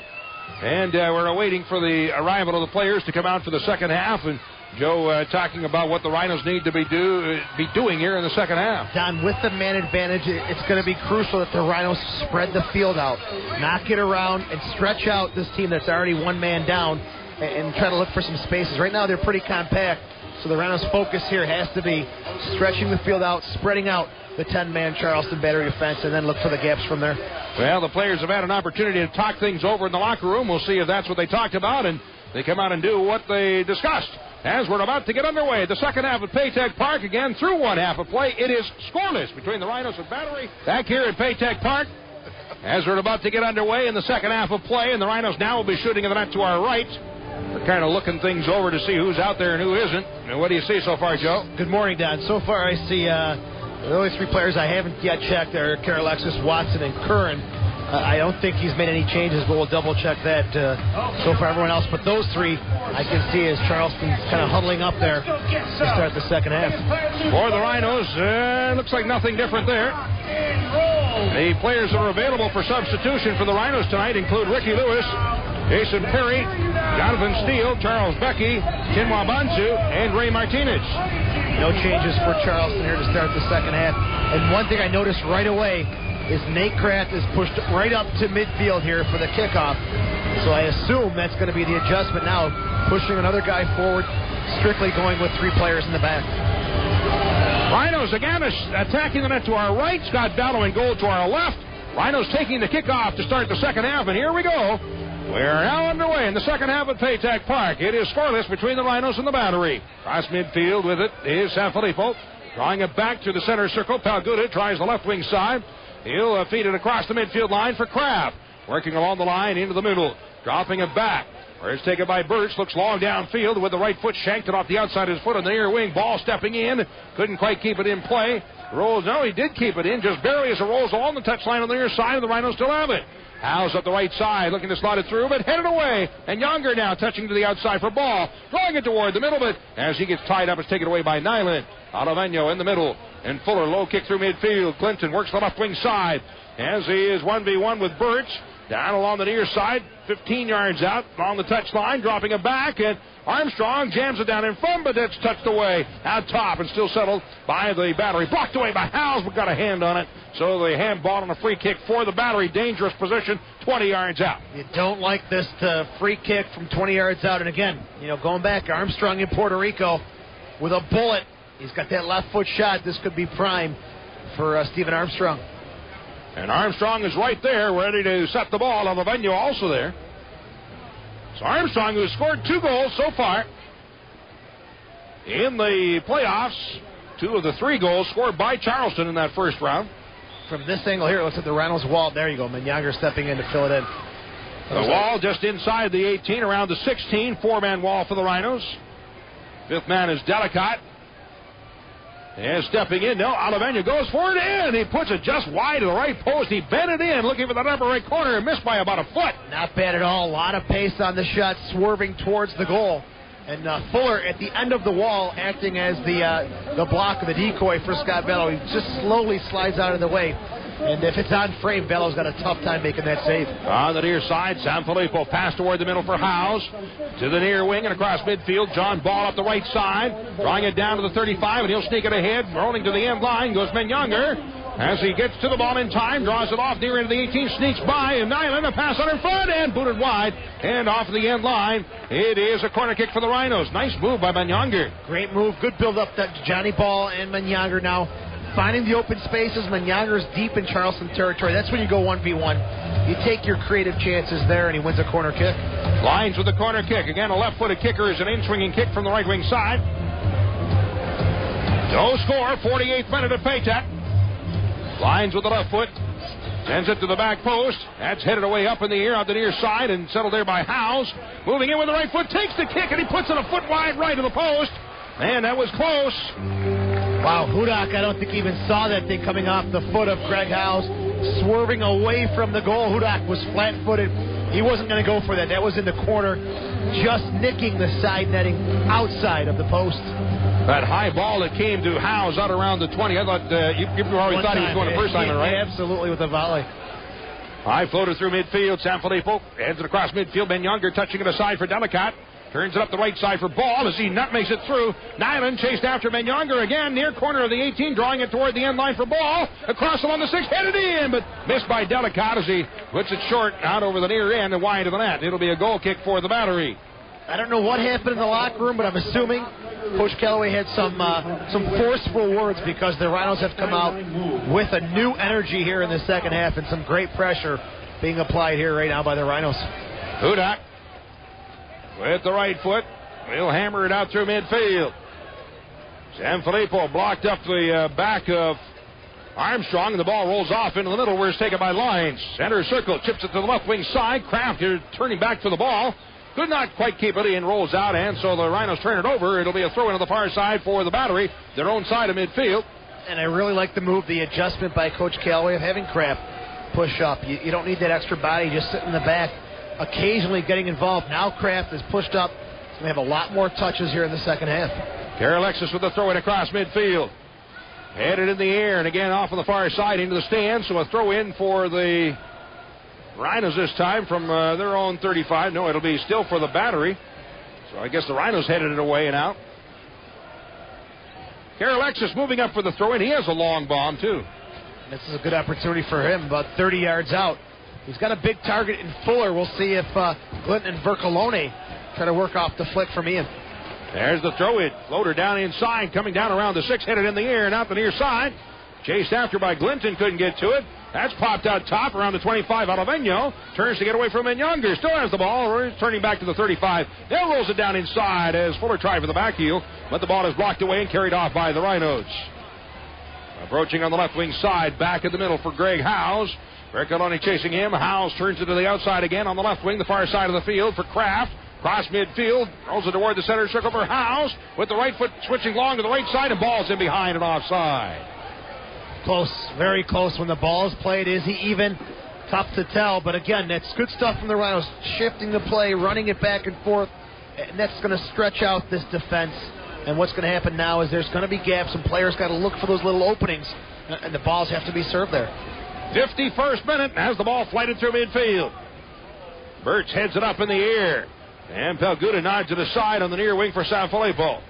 Up the right side, rolling ahead for Younger. Turns back, looks downfield, and then pushing into the outside. Sanfilippo on the near wing. Cross midfield for Lyons. Turns it up the right wing and a feed forward to Ball. On the near touchline has it. 1v1 as he puts Nyland inside out and got blocked away from the ball, and Nyland plays it out top. But stepping in, Howes. Moving out to the 25 with the right. Has a go at it. And he scores! Greg Howes off the hand of Hudak. Dips down upper left corner. Howes nails it, puts it away, and the Rhinos up 1-0. Great finish and great patience from Greg Howes. He hit all day from 35 yards out. Normally it's 2 touches. You touch it and shoot. Took 1 touch. Took another, pushed it even more forward. And Howes just buries it in the back of the net. That thing was knuckling. Hudak got a piece of it. But Howes very patient. Couple of touches there. And again, that's the advantage of having 1 less player on the field. The Rhinos make the Battery pay. So the Rhinos finally open it up here as they begin the scoring with a 1-0 lead from Greg Howes, scoring his first, of course, of the playoffs. Had 4 goals in the regular season. Ball plays it ahead, gets it right back off of Armstrong. On the right wing, and laid to the outside. Sanfilippo trying to roll down in behind his ball as it's being blocked and rolls out over the end line. His ball was pushed away by Armstrong. So 53rd minute, the Rhinos up 1-0. You know, and normally you like push it and hit it, but then you stop and look. He had all kinds of space in front of him. Did the right thing. He took his time, got himself set, and just unleashed a cannon. And Hudak just could not stop. His first of the playoffs, scored by number 9, Greg Howes. So Howes House gets the goal. Unassisted. Yeah, it seemed like somebody fed the ball to him, didn't it? I thought it was fed into the box, and then the battery tried to clear it out. Okay. And it was actually, if anything, a poor clearance by the defenders to House, who's just much too close to the goal. Foul called, center circle on the Rhinos, so a restart for the Battery. Armstrong throws it ahead. Alavenu up the right side. Takes a shot, but blocked away at the 18 on top. Armstrong in underneath it from 40 yards out. Tries the left wing side this time. Ahead for Fuller as he's double teamed. Slips it down toward the end line, and getting to it is Armstrong near into the box. And rolls to the end line. Still kept in play. Tackled away momentarily, but rolling to the end line where Vallo's down on it and comes away with the ball. Armstrong almost dancing through the Rhinos defense there. Luckily, Vallo reading it well, comes off his line, takes it away. Whistle to stop play. Vallo having a few words for the linesman across the way. Now the referee coming down. You know what they're calling? They're going to say Vallo stepped outside the 18. They're calling a handball on Scotty Vallo. This is a nasty free kick opportunity. Yeah, that could be very costly right there. Again, the ball will be placed 18 yards out, a little bit to the right of center. And what a golden opportunity right here for the Battery. The referee's assistant was the one who made the call. He was right on the 18-yard mark, and he saw Vallo maybe stepped over the line just a little too far. Big mistake there. Big mistake. All right, we'll see if the Rhinos are able to dodge a bullet right here. The Rhinos have a six-man wall about 8 yards out. Who's going to take the kick? Moving in. Karoleks with the right foot. Blocked away off the wall out over the end line, so now it's a corner kick. At least it's a little further away. What are the Charleston Battery thinking? Armstrong, what their coach calls FIFA goal of the year on a 35-yard free kick. The last two, he's left off the mark, and that's just some poor decisions. Armstrong's upset. He's walking away. He's a little frustrated. He's got to be the one to strike those. Yeah, Karoleks took the kick. It was going to go way over the bar. But you know what? He nailed somebody in the wall. I think it's Delicott. It looks like it's Delicott slow getting up. He may have a concussion. They're saying they're signaling for a substitution. Well, he's coming over to the side. Under his own power, he's running, so I think he's all right. But I don't know maybe why he's coming off. Did he?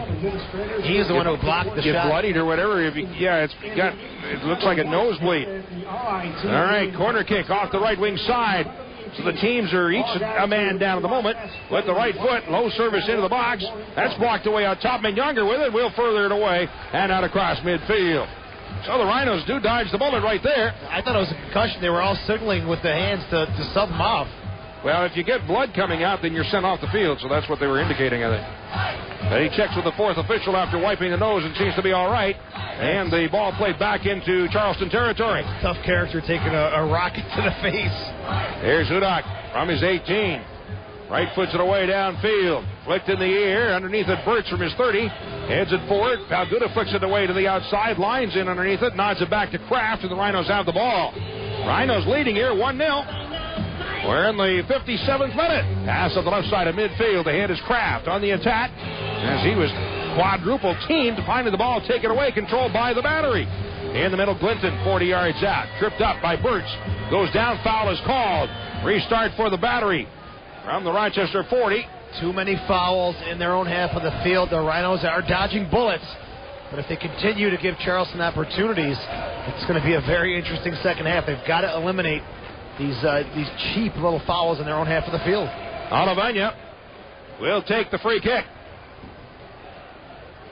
And here comes the service. Goes low to the 18, but headed away by Bagley out near midfield. That's a bad ball. Alavenu underneath it, center circle. Right foot's it ahead again, but stepping in underneath this time as Palguda volleys it all the way downfield. And that skips out of bounds on the far side. A throw in for the Battery from their own 35 on the far side. Alavenu, the number 10, that's the jersey or the creative player. Just some very, very poor services. Through midfield, knotted aside, but underneath it is Fuller. Then coming back to take it away is Howes. On the left wing and ahead is Lines for the Rhinos. Rolls it across midfield for Bagley.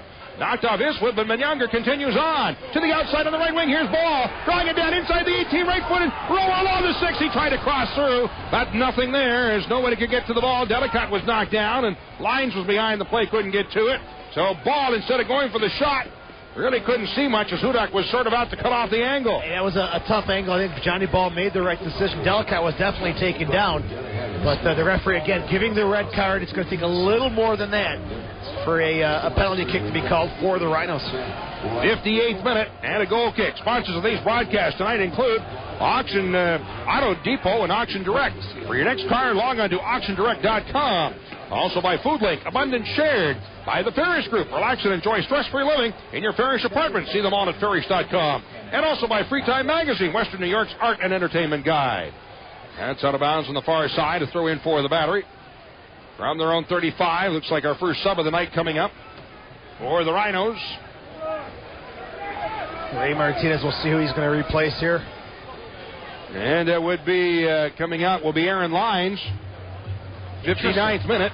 Interesting. I think Lyons is a little surprised. We'll see what the thinking is behind Coach Callaway. I think it's going to be a little more offensive presence.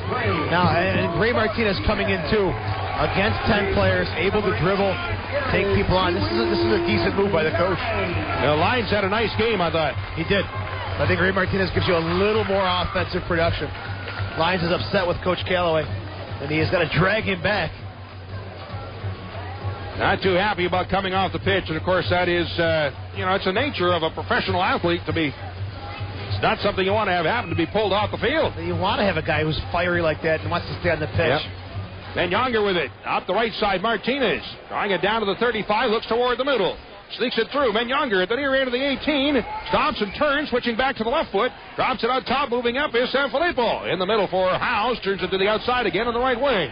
Sanfilippo chips it from the back post. That's through the 6 out the far end over the end line. Another goal kick for the Charleston Battery. Again, sponsors of our broadcast. The Distillery. Now open in Greece on Ridge Road at I-390. By Homa, the official uniform supplier to the Rhinos. Available at Eurotech at the Rochester Sports Garden. And also brought to you by the Clarion Riverside Hotel across the street from the Riverside Convention Center. The Lions again upset coming off, but I think this is a good move. You got to get a little more offensive presence from Ray Martinez. Fresh legs, and again, he can knife through defenses. That's a good move. Run off toward the middle. Stepping up Fuller on the right wing. Pass ahead, but that's blocked aside, and then Younger takes it from his own 40, rolls it off on the right, the near side, and here comes Martinez on the attack. Cross midfield. Slots it through up the right side to Delicata, and the ball booted away on the near wing and out over the touchline. Throw in on the near side for the Rhinos, about 8 yards out. Good run from Ray Martinez. With those runs, they got to pressure him. They loosen up, and again, 10 men, a lot of space is going to open up with Ray Martinez just attacking players. It'll be Birch moving up for the throw-in. We're in the 61st minute, and the Rhinos with a slim 1-0 lead. I'd desperately love to have at least a 2-goal lead going into Charleston on Sunday. That would be huge. Birch, couple of steps. Here's the throw-in. On the 6, headed in the air and out top. Howes with the right foot, goes again, and he just barely missed the upper right corner, comes down on top of the net and rolls behind. He couldn't have missed more than about 6 inches. You got to love where Greg Howes gets himself positioned on these balls that are served into the box. He just kind of camps out 30 yards out, able to settle it and fire. Charleston's got to play a little tougher and mark that space a little tighter. 62nd minute substitution. Armstrong is out and Corcoran is in. So that's the first sub of the night for the Battery. And Armstrong, again, he luckily for the Rhinos didn't get a chance to crack one of those free kicks. And that's poor choices by the Charleston Battery. Ball rolls down inside the Rhinos 18, and Battle takes it there. He'll roll it ahead out the left wing side, and Palguda pass in from Younger. But stepping in, Alaveno picks it off. Moving down to the 20, switching to the left foot, trying to sneak through. Sanfilippo coming back, and he knocks the ball out over the end line. A corner kick for the Battery. And that substitution, Corcoran is a defender. Armstrong, an attacking midfielder, definitely to try and protect the 1-0 lead. Go back to Charleston with more of a shot. Corner kick. Alaveno off the left wing side, a right-footed kicker. They'll send it down deep in the box, headed away and out top. Checking back is Martinez, knocks it aside. Younger tips it to the outside, and Ray Martinez after it won't get to it. That's a throw-in on the far side for the Battery, about 20 yards out. Karalexis moving up for the throw-in. 63rd minute at Paytech. And it's a 1-0 lead for the Rhinos, having scored in the 52nd minute, a goal by Greg Howes. Throw in down inside, coming down around the 8. Head ball toward the end line and picked up by Vallo along the end line. Bello, stay away from the 18. Just right there. He stops about 3 yards short. Rolls it out on the near side to Sanfilippo. Pass in the middle for Howes. Chased from behind by Glinton. They'll look to slot it through. Pass up for Martinez. Left foot to the head for Delicott, but Watson will then nod it back to the keeper and take it a one hop by Hudak. Yeah, Ray Martinez, Coach Callaway told him, you settled the ball beautifully. You don't got to give it up that quick. Take it forward. And again, that's when the defense opens up. Checking back on the ball at midfield, Fuller drops it off on the far side. Karalexis on the right wing. That's blocked away by Menyonger, so Karalexis has to turn back to the ball, picks it up around his 25, and plays it back to the keeper. And Hudak will first time it away with the right foot. Out to midfield, knotted down by Fuller. Turning back for Corcoran, spinning, make that Bercolone, spinning away to the outside. Draws a pass across midfield for Glinton, gets it right back. Bercolone out to the midfield line. On the outside, chipped across midfield. Glinton up the right wing, and on him is Ball as it rolls down to the Rochester 20 on the far wing. Glinton goes down, and the foul is called on the Rhinos. A little delayed there. I think the referee's assistant even waited to raise his flag. Again, though, it's another foul. It's just much too deep in your own territory. So it'll be a free kick for the Battery. Call it 15 yards out off the right wing side. Alaveno serves it low in the box, and that's booted away. Underneath it, trying to get away Martinez, but headed aside by Watson for Alaveno. Then in turn, the ball is bounced away by Bagley, but volleyed down to the Rhino 20. Underneath it is Howes. Drawing it forward. Goes long through midfield. He does slot it through, but nobody for the Rhinos will get to it. Played by Nyland back to the keeper, Hudak. That is 8 with the right foot. Drives it off on the far wing and through midfield. Stepping in underneath it, Palguda. He'll volley it right back across midfield. Bagley is in behind. And an offside against the Rhinos. Boy, I thought he checked back in time. Close. He was definitely in an offsides position. Was he back in time? Tough to tell. The referee's assistant didn't waste any time raising the flag. The Rhinos really don't need to go to that long ball yet, though. They've got the man advantage. Knock it around in the midfield a little more patience, and then you can open things up. As the ball is dropped back and played away by the Battery across midfield into Rhino territory, that's knocked away and taken over by Sanfilippo. He dribbles forward and feeds the center circle to Menyonger. Across the midfield line, goes long to the left wing side, and looking to get to it is Bagley. How's it down about the 20. Watch 1v1 with Karalexis. He'll drop it back. Where it's taken by Ball around the 35 and switching through to the near side of the field for Howes. Off the right wing, rolls it ahead for Martinez to the outside. To the 18. Down to the 15. Along the near end of the box. Switching back to the left foot, then switches back to the right foot. Crossing down in front. Hit ball over the end line. Comes out the near side. That's blocked away and then booted out on the near wing. Moving in underneath it, Sanfilippo settles it. Got away from him, though, and ball to played ahead by Glinton. On the near wing, Corcoran dropping it off for Glinton. Near midfield, Howes knocks it away, and then rolls off to Fuller, and the Battery maintain control. Got away from Bercolone, and turning back for it, take it away. Rhinos have it. Head north midfield, taken by Ball. His pass into the center circle, Menyonger. Dropping it off there. Ball will roll it to the outside on the near wing. Head Sanfilippo up the right wing and across midfield for Martinez. Pass off to Delicott. Turning it back at midfield. Sanfilippo moving up.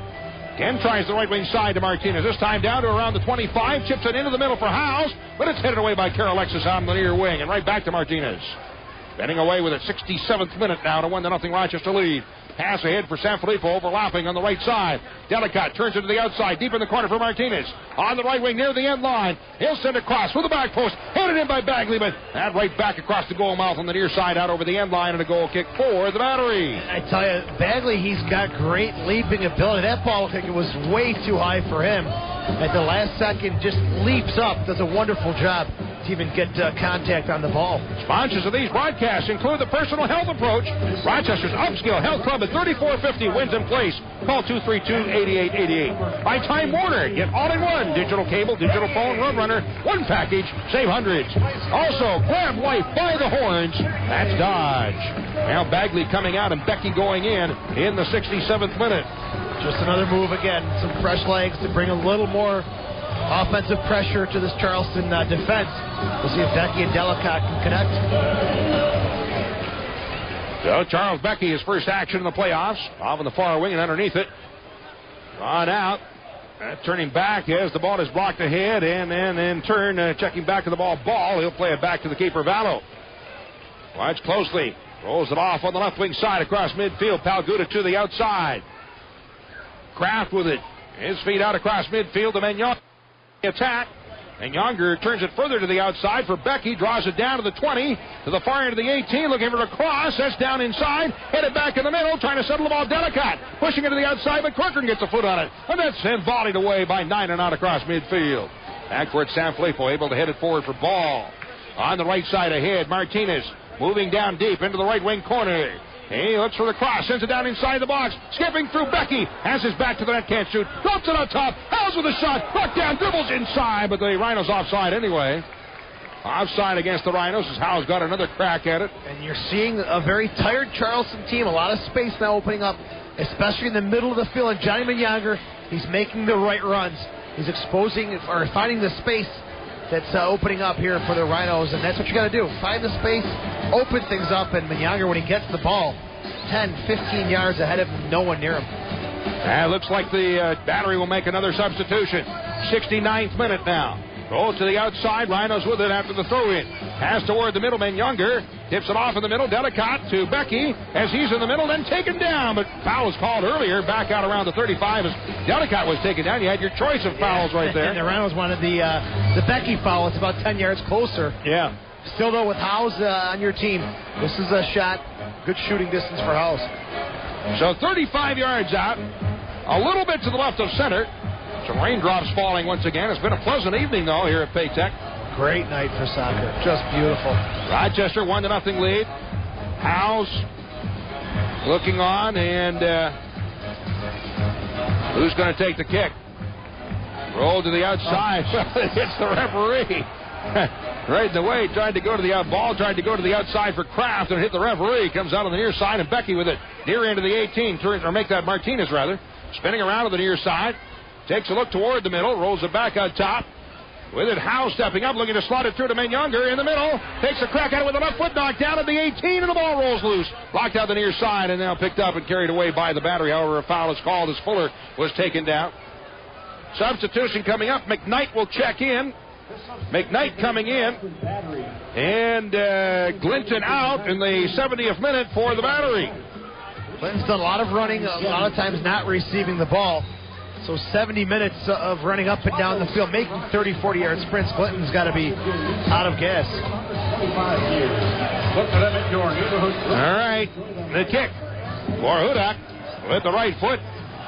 Lights it through midfield.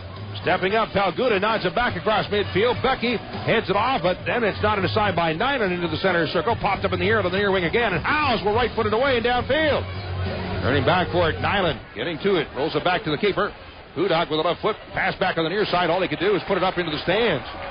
So throwing quickly. Martinez ahead, Becky to the outside again. To Martinez, has it 20 yards out. Overlapping now, Sanfilippo gets a pass off from Ray Martinez. Has it 10 yards out, dropping it back. Martinez around the 20. He'll draw it toward the end line as he's double-teamed. The ball rolls off in the corner, looking at the cross off the foot of Nine and into the stands, and a throw in deep in the right wing corner for the Rhinos. A little too much play in this near flank here. You've got to really open it up, swing it back around. Too much space given up there by the Rhinos. Now it's a good choice. Wait for Burks to come in, get the option. Basically looking at a corner kick here. Off the right wing side, Burks to take the throw in. Rhinos leading 1-0.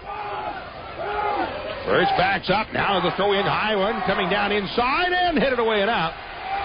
Getting to it, Martinez. Rolling to the outside, the far end of the 18 to Ball. Switching back with the right foot. Pass along, moving in. Howes with the right foot. Takes a crack at it. Right into the chest of Hudak.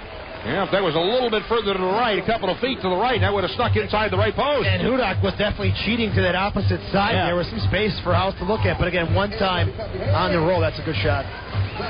High ball through midfield and underneath of the Rhinos.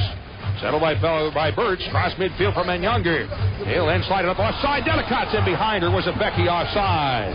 Becky was offsides, but the question is Becky involved in the play? I don't think so. Delicate timed his run beautifully. Another substitution coming up for the Battery. Lusain will be checking in. And off will be Bercolone in the 73rd minute. A lot of substitutions here by Mike Anhauser. Again, trying to keep some fresh legs and keep this thing close. 0-0-1-1 would have been ideal for Charleston. 1-0, it's not the end of the world. We'll see how this all shapes up. Let's say a midfielder coming on for Vercolone, another midfielder. 73rd minute at Paytech Park. These two teams will head to Charleston tomorrow and play on Sunday at 6 o'clock at Blackbaud Stadium. Joe will have the pregame show for you, 5:30 on Sunday night, Sunday evening. Wish I was there with you, but, what are you going to do? Right-footed downfield into Rhino territory, knocked down to the 25, and trying to sneak it through, but stolen away by Howes. Moves upfield, and long service downfield.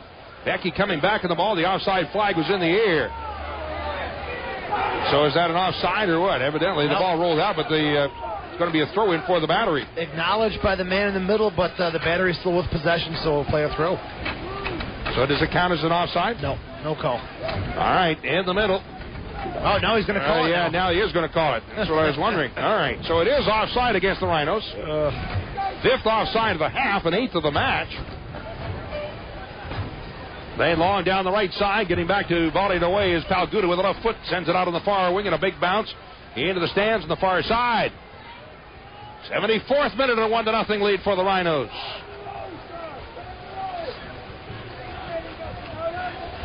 Throw in for Kara Alexis. Off the right side to the corner as the ball is knocked down, then popped up in the air, comes out of the near wing, and in underneath it is Howes. Pass to the outside for Ball. Backheel dropping it back, and it's carried away by Kraft. Nifty move. He'll draw it forward to get away from Oliveño, and a pass out to the midfield line for Menyonger. Off the left side, sneaks it through to Becky. Checking back on the ball, drops it off at midfield for Kraft in the center circle to Howes. Turns and looks to the right wing side. Turns it to the outside along the near wing for Sanfilippo. Ahead for Martinez. Along the touchline. Pass back in the middle for Becky. Turns back for the ball. Drops it off to Martinez. He'll spin up the right side. Meanwhile, slots it through to Menyonger. Near into the 18. Rolls it back in front. Oh, nobody there. As it looked like Menyonger tried to feed it to Becky, but let it roll through. I think he sort of dummied the ball through, figuring the Howes even was in the middle. Good opportunity there. Just gone.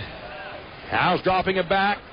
Where it's taken by Birch from around his own 40 on the near side up the right wing. Ahead for Menyonger. Drops it back at midfield. The line for Sanfilippo. Again turns it up the right wing for Johnny Menyonger. He'll then slip it ahead. Chip it down inside the near end of the 18, but no help there. Taken away by Nyland. Then touches the outside and turning back goes Nyland with the left foot. That puts it out of play. Bent out of bounds, so a throw in on the near side for the Rhinos about 40 yards out. A little more pressure now from the Rhinos would do wonders as far as getting that second goal. If you score that second goal, Charleston's whole game plan for the game at Blackbaud drastically changes. Becky chips it to the outside, but a little bit too much chip on it. It's out of bounds. Throw in for the battery. On the near side to Corcoran. One touch in the middle, but Becky checking back, knocks it away. And he'll drop the ball back at midfield. Howes takes it, plays it all the way back to the keeper. Down to outside of his 18. Gives it off to Palguda. 76th minute here at Paytech. Palguda approaching midfield. He'll then feed it into the middle for Birch. Turning ahead with it. Howes on the right side. To the outside, Martinez up the right wing, down to the 35. In the middle, Menyonger. One touch to the outside again. Sanfilippo along the near wing to the outside. Martinez on the right side. Return pass to the end line for Sanfilippo. Rolls it down inside. Becky with a hit ball, but puts it 2 feet over top of the crossbar. Becky, it's a little high there. Did a good effort, though, to get up and win it for the header. The service a little too high for the big man, but a lot of balls on this near side, and the Rhinos, I think, just waiting a little too long to get some more presence in the box. Hudak to take the kick. 77th minute. With the right foot. Drives it out through midfield. Up they go. The ball comes out on the near side. Corcoran off the chest, settling it down, dropping it back at the midfield line for Fuller. His pass ahead for McKnight. Turns, trying to get away. McKnight up the near side. Looking for a pass ahead. Rolls it to the outside, and Corcoran has it along the near wing. Now as he's double teamed, drops it back out around the 30 for Fuller. With the right foot, delivers down inside. Ball knocked down, and is booted away by Palguda out the far wing. In underneath it, Alexis. Rolls it back near midfield, taken by Fuller. Through the center circle, back to the midfield line on the far side. Stepping up, Watson with the right foot. Chips it up the far wing, but in underneath it again. Palguda first times it away to midfield. Becky in underneath it. Turns to get away. Chased there by Watson. Becky left foots it across midfield, but it skids out of bounds in the far wing. Throw in for the battery at midfield. Rain now starting to pick up here. Now it's a steady rain. lot of slipping. This ball's going to fly on this surface. Throwing across the way for the Battery at midfield. We're in the 78th minute at Paytech. That's cross midfield and then booted aside out of the near wing. Locked up in the air. Fuller in underneath it. Takes a look downfield and rolls it out to the near side. Chased down along the near wing by Corcoran. On him is Martinez. Rolls the ball ahead, but Burt stepping in, and he blocked McKnight off the ball as it rolls to the end line, out over the end line, and a goal kick for the Rhinos. Other sponsors of these broadcasts include Nothnagel, Rochester's full-service realtor, Phoenix Graphics for all your printing needs, Moliere Chevrolet Buick, West Main Street in Huntingore Falls, or online at Moliere.com. Also by Perry's Ice Cream, life's a bowl of Perry's. You get the feeling this game is kind of hit a bit of a lull here. Charleston just really sitting back. The Rhinos taking the foot off the gas just a little bit. Becky turns it to the outside of the near wing for Martinez. Spins back and looks in the middle. He tries to slip it through the ball. Turning in behind. Knocked down to the 18. And the ball is then finally booted away and out. As both Becky and John Ball were in a position. And Younger turns it to the outside again up the right wing as Ray Martinez. Crossing down along the 10 in front. But the ball knocked away as Becky goes back head over tea kettle, if you will. And out the far wing, brought away and upfield by the Battery into the center circle for Alavano. But stepping up, Halguda knocks it away for Ball. Center circle and rolls it to the outside of the near wing. 79th minute now at Paytech. Burtz, his own side of midfield. Off the right wing and across midfield to Ray Martinez. Looks downfield, then switching back toward the middle to get away from Corcoran. A pass in the middle to Menyunger, 35 yards out. Switching to the outside of the left wing for Kraft, who moves up. Kraft drawing it down to the 25. 1v1 going to the end line with Lassane, and the ball knocked down and then booted away, but it's still controlled by the Rhinos. Howes pass through in the middle. Taken by Ball. Looks down on the right wing side. Rolls it ahead to the outside and moving up Sanfilippo. Tips it to the end line, then he's blocked away by 9, and the ball rolls away out over the end line. It'll be a goal kick for the Battery. It's got to be a ball that's whipped into the box. First time by Frankie Sanfilippo. And again, the Rhinos have slowed down here a little bit. Pounding for that second goal would be wonders here. And Charleston, I think if they go out of here 1-0, the angle that Mike Anhauser is going to play is we were down a man, we only gave up a goal. Play confident, and I think that's the only thing he's got to look at right now. Drives it out through midfield. Burtz heads it across midfield. Martinez knocks it down for Ball on the attack. Rolls it ahead for Becky. Return pass the ball up the right side. Sneaks it through. Being chased from behind by McKnight. Then he's sent flying, and a foul is called. Foul is called. In fact, a yellow card on McKnight. So in the 80th minute. That's not a yellow card. It's a good call, but not a yellow card. John Ball did a great job. They thought he was going to touch it outside to Ray Martinez. Instead, he goes inside, and McKnight definitely pushing John Ball to the surface. He decides to give him a yellow. That's questionable at best. Ball was through. He was gone. Should have been a red card. If he was going towards the goal, yeah, maybe yellow, but no, red. Red. You are. He was gone. He was through. He was hauled down from behind. The rain is definitely in your glasses. Howes rolls it down in front by getting the foot on a Corcoran. Will play it out top. Moving in underneath it is Kraft. Drawing it back in the middle. Plays it back toward the center circle. Sanfilippo. Up the right side. Looks ahead. Rolls a pass ahead. Taken by Menyunger. Turning 20 yards out with the right foot. Bends it in. It's poked up over top by Huda. Got the right hand on it. Tipped it up over top. Wow, that was close. Nice shot by Menyunger. A corner kick for the Rhinos. And there was some hesitation there. The referee and the referee's assistant, neither one made the call. And finally, the referee did the deflection sign. But again, that's the space where the Rhinos have found a lot of opportunities, 30 yards away from the goal as Charleston's kind of bunkered down. Kick to be taken by Menyunger with the right foot. Goes for the back post. Becky up, but couldn't get to it. Comes out top and then blocked away by McKnight. As he turns to get away, goes long to the right wing side and then went through everybody. Chased back in his own zone by Kraft for the Rhinos. Plays it all the way back to Vallow. Goes out around his 20. Leaves it there for Kraft. Turns it to the outside up the near wing for Sanfilippo.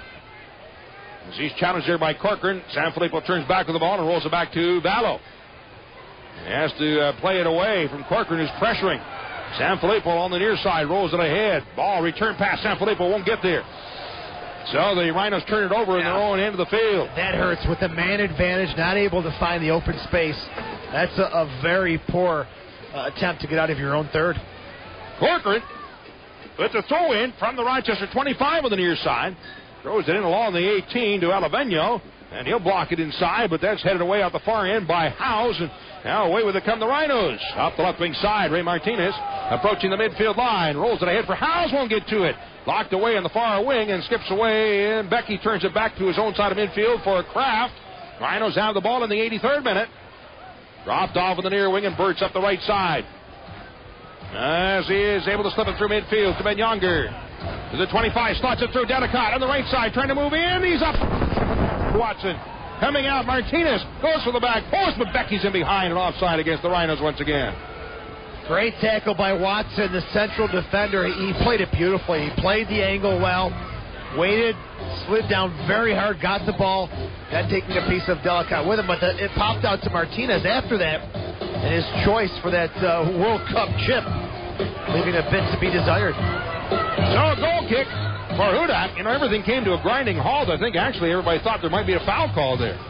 No, I thought that was just perfectly timed tackle. Who asked you? I know a lot of things, Don, Yeah, just ask you. You'll tell us. Oh, I will, believe me. Rolled down and battle outside the near end of the box. Sends it downfield and jumps over Corcoran, who's in kind of a thorn in the side so far. That's played off in the middle. McKnight spinning around. 30 yards out, 25, getting to the left foot and draws it to the outside of the near wing for Corcoran. Trying to cross in front, blocked away by Sanfilippo, rolls to the end line, and Sanfilippo gets there in time to keep it in. Sends it up the near wing, Martinez. As he's challenged there by Nyland, Martinez turns toward the middle, slots it through to Ben Younger. Approaching the center circle. Across the midfield line. Stops, slows it up to get away from Lassane, and then rolls it to the outside on the left wing and across midfield. Here's Kraft dropping it back toward the middle for Ben Younger. He'll play it to his own side of midfield for Palguda. Pushing it forward with the left foot. Drives it to the outside of the near wing. Ball won't get there. Skips out of bounds on the near side. You got some tired players now. Menyanger did streak forward at midfield, but the rest of the team lagging behind. The Rhinos had 5 players in their own half of the field after Menyanger crossed over the middle of the pitch. So it's time for definitely some kind of substitution. The legs definitely going down. Okoye is in and Alavenia is out in the 85th minute for the Battery. So Alavenia is out. Dedicott is in and Steele is out for the Rhinos here in the 85th. So with the change here now, I think Ray Martinez has got to push up to the forward spot. Johnny Steele, naturally an outside midfielder. Out on the near wing, blocked ahead by Steele. Coming down at the 25, Watson will left foot it away, about at midfield, and underneath it is Howes. Across the midfield line with the right foot, turns to the outside and rolls it up the near wing for Steele. Drops it back again for Howes. Pass ahead, but not at the side. Tip toward the middle, in underneath the Corcoran, and here come the Battery on the attack. Corcoran looking to slide it through, but Palguda gets the left foot on it to knock it down. Pass out of the near wing. We're in the 85th minute. Here at Paytech Park, Rhinos with a 1-0 lead. Brought ahead by Steele with the left foot. Long chip down the right wing side. As that's headed away by Nyland for the Battery. Then nodded and turned aside by Sanfilippo. Comes down to the center circle. Ball with it. Rolls it off on the right side to Howes up the near wing, but Steele checking back on the ball. The ball was behind him and rolls out of bounds. So in for the Battery from around their own 20 on the near side. Fatigue, the legs getting heavy. Howes and a couple other players, some very interesting touches to say the least. Draws down in front and rolls along the 6 out the far side, where it's taken by Carol Alexis on the right wing. Right foots it away through midfield. Palguda in underneath it, nods it away, but out of bounds. Throwing across the way for the Battery just to their own side of midfield. Throwing to be taken by Carol Alexis, who moves up. 86th minute. And a slim 1-0 lead for the Rhinos. Again, don't forget, 2 games, total goals. It's the team that has the most goals after the 2 games are played, which will include Sunday night's game in Charleston at Black Bud Stadium. Foul on the Rhinos, 35 yards out. Free kick for Charleston. Again, 35 out to the right wing side. And, with a man down, too, Charleston having some trouble in the run of play here. The Rhinos continuously giving them free kicks inside their own half of the field. This is the way teams who are a man down and a little tired get their goals and set pieces. If they can be creative enough, it could be trouble. Ball is set. And the left foot chipped down inside. Out is Battle up in the air. Comes down with it at a 6. And approaching the 18 then stops. He's very cautious. Step over the line. He'll roll it outside the 18. With the right foot, sends it out through midfield. Becky up looking for the flick, but that's knocked down. Ball sends it up the right side. After it goes Steele deep in the right wing corner. 2 yards out, switching back to the left foot. Draws it out top, moving up Sanfilippo. He'll work his way toward the end line. We'll leave it there for Steele with the left wing side, crossing to the back door. And Martinez at the far end of the 18 getting to it. Able to settle it off the tip of his toe. Drops it back out to around the 35 for Kraft. Works forward and off in the middle. Switching to the near side. Sanfilippo turns it ahead along the right wing for Steele. He'll then work his way back into the middle with the left foot looking to cross in front, but it's blocked away on the near side. I think it was a handball, and the foul is called. Yeah, free kick for the Rhinos. Near corner of the 18, the ball actually about 25 yards out. There was a deflection. I didn't see if it was a hand or a leg, but the Rhinos now, good luck here. We'll see what they come up with from the corner of the 18. Howes there. Steele also there. 88th minute. Greg Howes, the goal scorer on the night. Two-man wall at the 18 for the Battery. Steele with the left foot. Sends it down for the back post. Up in the air they go. Hudak punches it away. There's Becky with a bicycle kick, and I don't know if he's going to hit the end line or not. Nope. No. It was a straight shot, but straight across the field and out. He's a big man, but he's very agile. He loves to go for that bicycle kick. For a big guy like that, to get off his feet and make contact with the ball, very impressive. Right ahead, knocked down by McKnight as he's challenged by Menyonger. They battle shoulder to shoulder for the ball, and it is rolled out on the near wing. After it, Nyland draws it away from Steele. Pass, but checking back on it. Howes knocks it away, and then he'll roll it all the way back to the keeper. Balla with it, with the right foot. Pops it up in the air, coming down to the center circle. Stepping in behind, McKnight. Heads it ahead for Corcoran.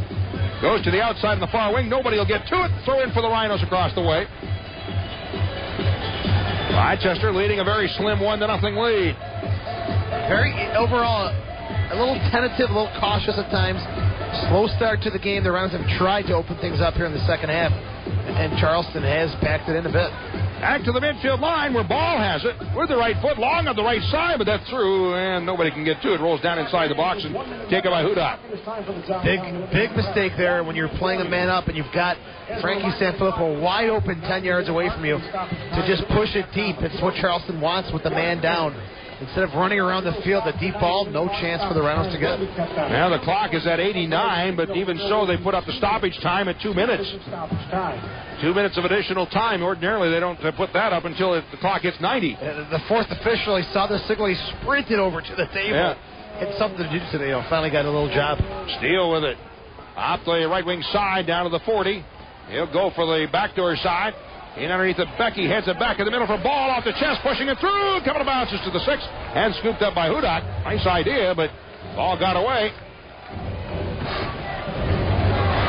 Hudak waits for the players to move away.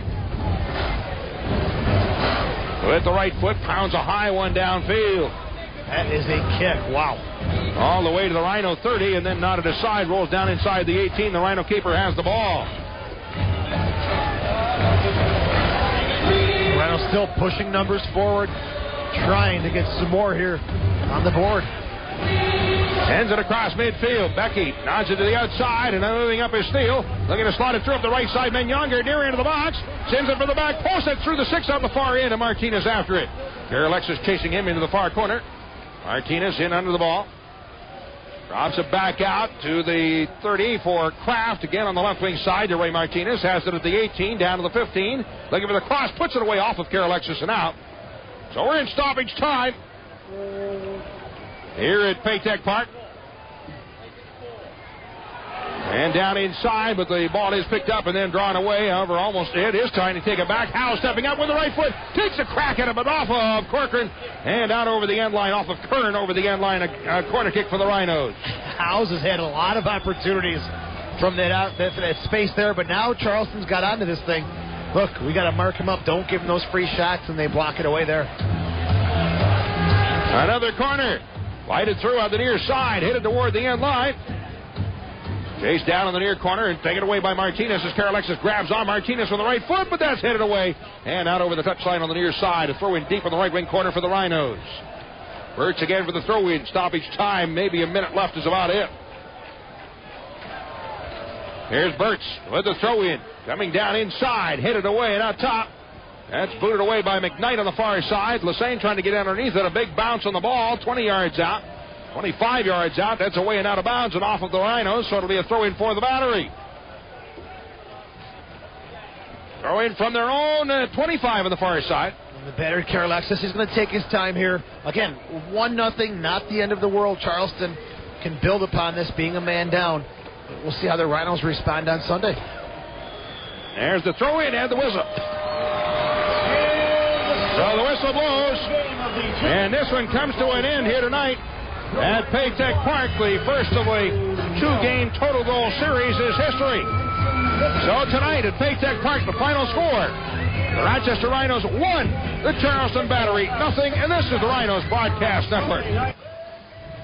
And tonight at Paytech Park, so far so good for the Rhinos, coming away with a 1-0 victory in Game 1 of the 2-game total goal series.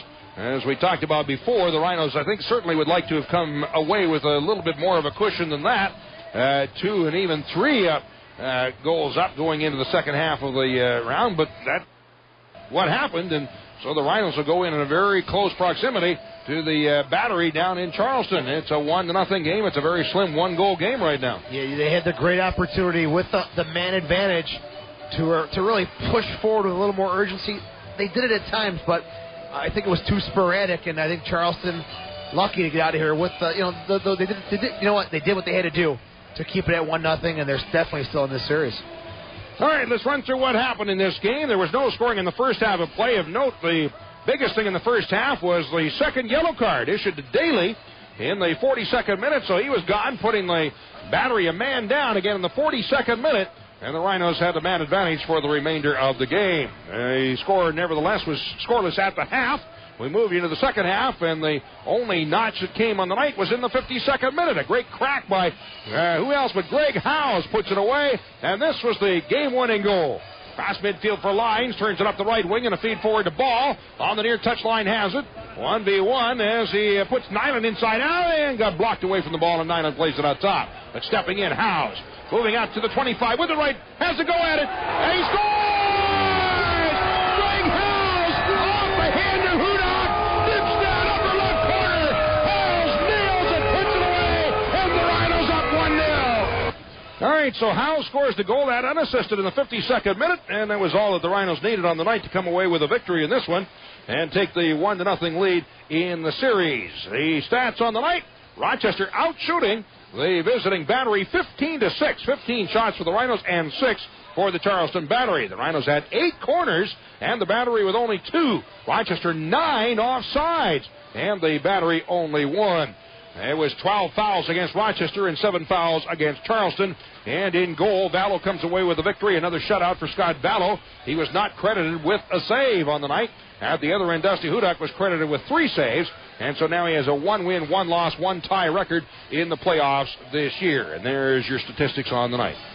Again, the Rhinos, I'm sure, wanted to come away with more than that 1-goal cushion. And we'll see. We'll see what adjustments are made. We'll see now Charleston coming back on Sunday at home, trailing a goal. It's going to be a great finish to this series. Fans, make sure you check in on your Messenger Post this coming week to see if you were selected as the Messenger Post fan of the game. Someone in the game might have had their picture taken, and winners will receive prizes from the Rhinos and the Messenger Post. All right, tonight's sub of the game. I like the move, bringing Ray Martinez on. Again, with the man advantage, he's able to dribble at players, take players into space, and open things up. I think Ray Martinez did a good job serving the balls and playing on the flanks here as a sub. All right, creating the opportunity. So Martinez, the Pellegrinos sub of the game. Tonight's Power Trip player of the game. You know, no one had an outstanding performance. I thought Greg Howes did a good job controlling the defensive midfield, and then when he had his opportunity, took his time, very composed, 2-3 touches, and then just smacked one in the back of the net. I thought Howes had a good game tonight. Nobody was great. I think Howes had a very good game, though. I think he certainly has to be the choice. Although if I had somebody else I might choose as the player of the game, I think I might go with multiple players of the game and the back four. I thought they played a very solid game tonight defensively, that being Burks, Palguda, Sanfilippo, and Kraft. Even though Kraft in the second half moved up, still part of that defensive row. They had a solid game, but again, Charleston had Glinton as the lone forward up top, so the numbers game, the Rhinos defense never should have been under pressure or in any danger. So kind of a different approach for them playing with one forward up there. I think they kept things quiet and did a nice job, which they should have against just one forward. So the Rhinos going into Charleston on Sunday, what are they going to have to do different? You know, you can't pack it in. You cannot sit back and play 90 minutes of defensive soccer. You're just going to receive too much pressure. So the Rhinos, I think, are going to have to come out, probably go with the 4-5-1, control the midfield, and there's really no urgency, no need to speed the game up, but control the midfield, protect the 1-0 lead, and make the most of the chances you get. You don't get a lot on the road, and it's going to be very, very important to have quality services and finish when you get your opportunities. Joe, coming up next with the post-game show, what are you doing tonight? We're going to be taking some calls, 222-9393. Soccer Sam, the man with the white hair and the unique jacket on the field right now, will be joining us here. I saw Sam today, and I said, what, you stick your finger in a light socket, or what happened there? All I can say is, only Sam. Yeah. Good luck. I'll talk to you on Sunday. He looks considerably different. Will there be another game here at Paytech Park this year? We don't know. Nobody has any idea. Of course, will the Rhinos go to the next round to see if they have a chance at a home game in that championship? We'll find out more and let you know as soon as we find out, of course. But the first thing is the Rhinos will have to hold on to this 1-goal lead as they head into Blackbaud Stadium in Charleston on Sunday night. Joe will have the pregame show starting at 5:30, the kickoff at 6 o'clock from Blackbaud Stadium. Hope you'll join us. Welcome to the Nextel Direct call-in show, driven by Auto Depot and Auction Direct. I'm Joe Giuliano. The number to call, 222-9393. First leg of the semifinal series is complete. The Rhinos coming away with a 1-0 victory over the Charleston Battery. Charleston playing with 10 men after the ejection to Omar Daly in the 42nd minute. Again, I want to take your calls at 222-9393. Rhinos goal coming unassisted in the 52nd minute. Greg Howes scoring for the Rhinos. So after the first leg, the Rhinos have a 1-goal lead in the aggregate total goal series here. So we'll see how it ends up. Crowd tonight here at Paytech Park, 9,038. If you're just tuning in again, final score, Rochester 1, Charleston 0. Second leg is Sunday, 6:05 kickoff at Blackbaud Stadium in Charleston, South Carolina. When we come back, we'll take your phone calls at 222-9393. This is the Nextel Direct call-in show, driven by Auto Depot and Auction Direct on the Rhinos Broadcast Network. This is the Nextel Direct call-in show, driven by Auto Depot and Auction Direct on the Rhinos Broadcast Network. I'm Joe Giuliano. If you're just tuning in, the Rhinos have a 1-0 lead. I guess you can call it halftime. The second leg on Sunday at Blackbaud Stadium in Charleston. The number here, 222-9393. The phones are lit up already. Let's go to our first caller of the evening, Richard. Good evening and welcome to the postgame show. Guys. Just me right now. Sammy's still on the field, Richard. How are you? Oh, but he's always in our heart. That's all that matters. What? I'm disgusted with it. 1-0 win. It's not a win. We played with one man up all night. And we got 1 goal. I don't know. I mean, what is your take on it? Are you happy? I'm not disgusted. I wouldn't say disgusted. Maybe slightly disappointed. Yeah, I agree with that. I thought we needed to show a little more urgency with the man up. I did like the fact that he did push Kraft up to start the second half, but it was sporadic pressure. I think it should have been more. Disgusted, I wouldn't go that far. Slightly disappointed. Yeah, I think that's my assessment of the game tonight. It's just, I don't know. I mean, I watch this coach, and I wonder what he's thinking. You know, I mean, this is it. This is the end of the game. You know, I mean, they didn't play with the urgency. They didn't play like they wanted it. Charleston came out. You know they wanted it. You know, why aren't we playing the final game at home? Because they do a better job on the road. It's you know what, though? I don't understand. I like the moves he made, though. I mean, he did push Kraft up to start the second half. He did bring Martinez in for more offense. You know, after a while, there comes a point when the guys on the field need to just dig deep and look within themselves, and I don't think they did enough of that tonight. I'm slightly disappointed, like I said, but 1-0. We got to see what happens on Sunday. Hopefully, 2-0 would have been great. I think it would have changed the whole tone. Yeah, well, the series is over, 3 or 4, but. Yeah, we'll see. We'll see how they respond. And I think Charleston, in their defense, playing with a man down, only losing 1-0, that's the angle their coach has got to take to really boost up their confidence on Sunday. Yeah, it scares me, but, hey, we're going to do what we got to do, and hopefully somebody on the teams are going to pull through along with Greg, and maybe we just might win. Who knows? This year has been crazy, so I wouldn't be surprised. Real quick. Yes. Who counts? I didn't see no 10,000 people there tonight. You know what? I can never see what's above us in the upper deck. They're saying 9,038, and I have no idea how I hope they don't do the books. Yeah, they'd be in trouble, wouldn't they? Yeah, Richard, thanks for the call, buddy. So you guys have a great rest of the season. We'll see you next year. We'll see you next week, you mean. Richard, thanks for the call. The number's 222-9393. And let's go back to the phones here. Iggy joining us on the postgame show. Good evening, Iggy. Welcome. How you doing, Joe? Good. How are you? Sammy now joining us, huffing and puffing up those stairs, buddy. How are you? I'm doing great. Iggy, what's going on, bud? Hey, Sammy. How you doing? Good, Ig. Hey, I was just wondering why, Ray Martinez didn't start. I'm not impressed with Bagley. I mean, I've seen him already for half the year, and I think he's very limited in what he can do. He's a good winger. If we played three up front, he'd be good out on a wing because he's got some speed. But with only two guys up front, you need two guys with presence, and he has no presence. He would be more suited in the midfield. Becky, he did a lot more in that short time he was out there than Bagley did the whole game he was out there. I think Becky and Delicon, those are two guys that demand some attention, and if you're going to play a 4-4-2, you need two strong players up there, and he ain't cutting it. Well, I think Bagley, he did play for Charleston when they won the championship. Maybe that, I'm not saying that is the reason, but maybe it's a motivational thing with Coach trying to go that way. If he comes on, we'll definitely ask him about that. That's a great point, Joe. So we'll see. Well, I think he definitely is better suited for the for our team. Out of Charleston, out has the personnel that we have. I wasn't impressed with them at all tonight. In fact, when we play our game, I wasn't even impressed with Montreal the last time they were down here. We beat them. We dominated them. Well, Iggy, hopefully Charleston's not going to be that impressive on Sunday because 1-0 is still anyone's series. Yeah, well, we just can't go into a defensive shell because 1-0 ain't going to work, for 90 minutes. We have to go out there and attack and score a few more goals and then go into a shell for the last 20 minutes, Yeah, I agree. That's a good point. 90 minutes of bunkering down, just too much pressure. Iggy, thanks for the call tonight.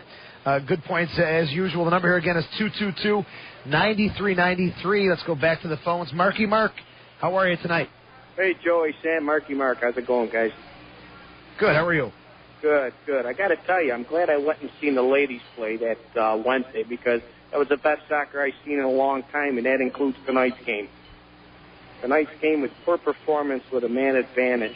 They had no striking motivation whatsoever. Great goal, but this ain't going to get them through the playoffs to the next round to the championship.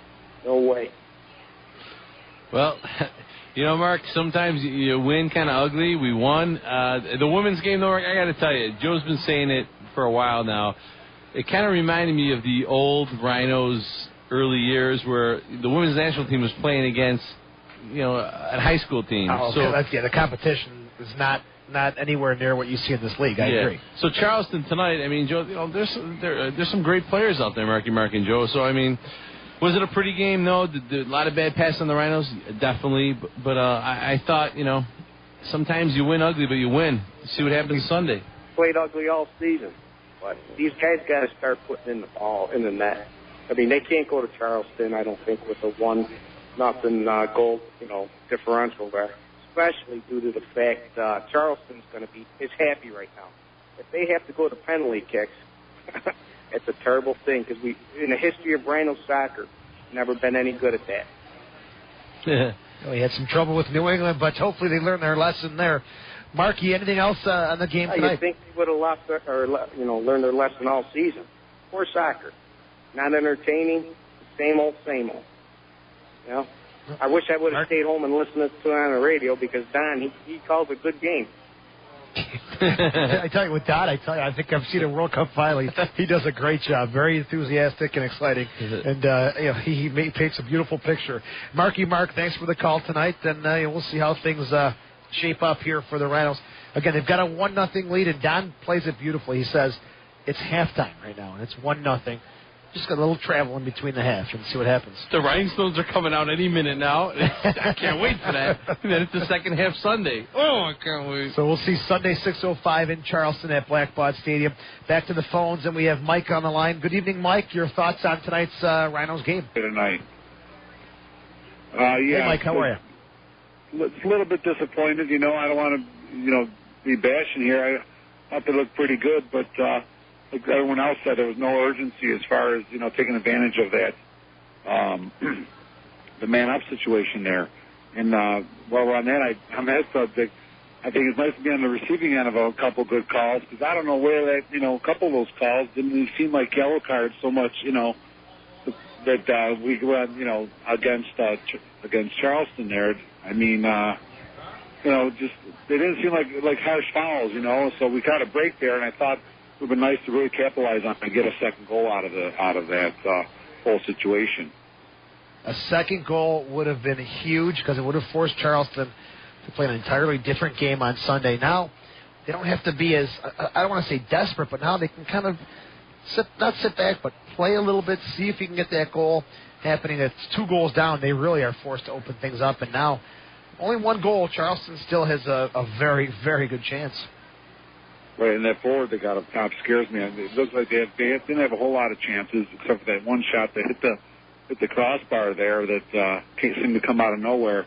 But I don't know. Another caller comment. I like the presence of Gebecki up there with Delicott, and I just been thinking to myself, why isn't Howes up top when he nailed that goal in the back of the net? So things seem to work out, I guess. But I do agree with some of the sentiments of the callers as far as there was no urgency there to, really take advantage of it and bang home another goal, and I hate to go against you guys on some stuff, but I just don't see it in John Ball. I know everybody loves the guy, and just my opinion. Everyone has their own take. I don't know. I just think that they take the airlines out of the game, and with everyone, including the fans, and I know you guys. I know Sam is a big John Ball fan, but I just don't see it with the guy. I don't know. Maybe it's something I don't see. So, but I'm hoping these guys step it up one more notch when we get down there on the road, and we get the host championship game would be great. And a little disappointed with the size of the crowd too. I know there's nowhere near 9,000 people there. It goes the way they announce the games like all the other pro sports do. But there's no way there was 9,000 people there. So I'd like to see a few more fans out there. Thanks, fellas. Thank you, Mike, for the call. We appreciate your call here. 222-9393, and a lot of fans liked Becky tonight. They thought he did a good job coming off the bench. Hey, he plays okay. He was offsides once, and he plays well with his back towards the ball. I didn't see it. I got to be honest. I didn't see much from Becky tonight. He had a nice attempt on the bicycle kick and whatnot. I don't know. I didn't see what the big shebang was, I guess. But again, that's what's great about this show. We all see things different, and we all get people aggravated because we really got some calls out saying, "Are you stupid?" My player of the game was Nate Kraft. I thought he was smooth. He's playing great defense, feet on the ball, did amazing stuff. I thought he played great. Howes obviously could have had that second goal. Ball gave him the nice pass, got blocked in front of the net there, and I just think the problem is we've had all year is that there's not enough guys shooting. I mean, there was a couple times right outside the box. Johnny Mingyanga, he should have blasted that baby, and it didn't happen. But hopefully Sunday these guys shoot more. Sammy, it all goes back to having a true central midfielder to create and control. We don't have that. And, Coach Callaway and his defense and the other guys, too, you got to do with what you got, and he's doing the best he can with what he's got right now. The number here again is 222-9393. Let's go back to the phones and speak with Scott. Scott, good evening. You're on the post-game show. Hey, Joey, Sammy, how are you? Good, Scotty. Hey, 2 things. I kind of sat up in the upper deck and watched most of the game, and I actually enjoyed sitting way up there because you can watch most of the play develop. And I have to agree with the first guy. This is the playoffs. I mean, there was absolutely no sense of urgency. I thought they moved the ball awful. It looked like it was the first time they had touched the ball on that turf all season. No passes were square. No passes were to anybody's feet. Guys had to chase them. Half of them were 50-50 balls. And at the end of the game, it started to look bad as guys started to give up on the ball if it wasn't anywhere near it. I don't know what it is. I don't know if Coach Callaway doesn't light a fire under their butts before the beginning of the game or what, but I don't think that's the case. It didn't look like it at all. Yeah, there were some sloppy balls that went out of bounds. And, I like the way they kind of played from the back to the midfield. But at times it just seemed like they didn't create that next opportunity in the final third. I think that's where they anything. I mean, Joe, I think you could score more goals than half their team up front. I mean, come on. Yeah, throw Sam in there too. Well, I mean, Joe, you're a heck of a forward, so come on, man. You can vary a couple. That. I mean, the best opportunity all night was the shot that House took from out there, and he launched a bomb. I didn't see any of that all game. They tried to get really fancy in the box. They tried that last little dink through ball, and it got eaten up every time. There was no outside shots except for the one that we scored on. That's a good point, Scott. I agree. And their set plays. I mean, this is the end of the season. Their set plays were corners were awful, and every set play they had, whether it be indirect or direct kicks, they went to nobody. I mean, I don't know what they're thinking about when they do this stuff. I don't know if they don't work on them extensively. They must. I mean, at this level, they've had all season plus preseason, and it just didn't look like they went anywhere. Yes, I agree, Scotty. Good points tonight. Thanks for the call. And the urgency was sporadic, I thought. I don't know if they came at them at times and then you kind of let off the gas a little bit. But, again, the Rhinos do come away with the 1-0 win. Let's try and see what happens here on Sunday. I know some of the fans not too excited about the 1-0 performance, but we'll see how things shape up here Sunday. Let's take a break. You're listening to the Nextel Direct call-in show driven by Auto Depot and Auction Direct on the Rhinos Broadcast Network. Welcome back to the Nextel Direct call-in show driven by Auto Depot and Auction Direct on the Rhinos Broadcast Network. Joe Giuliano with Soccer Sam. Sam, calls keep coming in. We got 3 more on the line. And what did you call it during the break? What did you say, rapid fire? Rapid fire. Rapid fire. So many people tell me they want to call in. The line's always busy. So let's give everyone a chance. Give them like 1 minute to spiel what they want to say. Boom. And the next guy. Okay, here we go. Rapid fire begins now. 222-9393. Lucas, you're first up on the show here on Rapid Fire. Welcome. I think the fans are a little too negative. I mean, 1-0 is not the end of the world because now Callaway can play his game in Charleston. I think we'll go for to score the first goal within 25 minutes, and then if it's 0-0 or 1-0 us, then we can adjust to whatever's going on. However, I'm just calling to say that 10 of us are leaving for Charleston from the Stampede. One van is leaving in like half an hour, and then another van is leaving tomorrow morning at 5 in the morning. And just want to thank every Rhinos fan that donated money to make this trip possible from rhinosfans.com. We had people donate from Scotland, a guy from Belgium. We had men from Florida, a guy in the Air Force donated like $50, I believe. And many fans in Rochester donated money.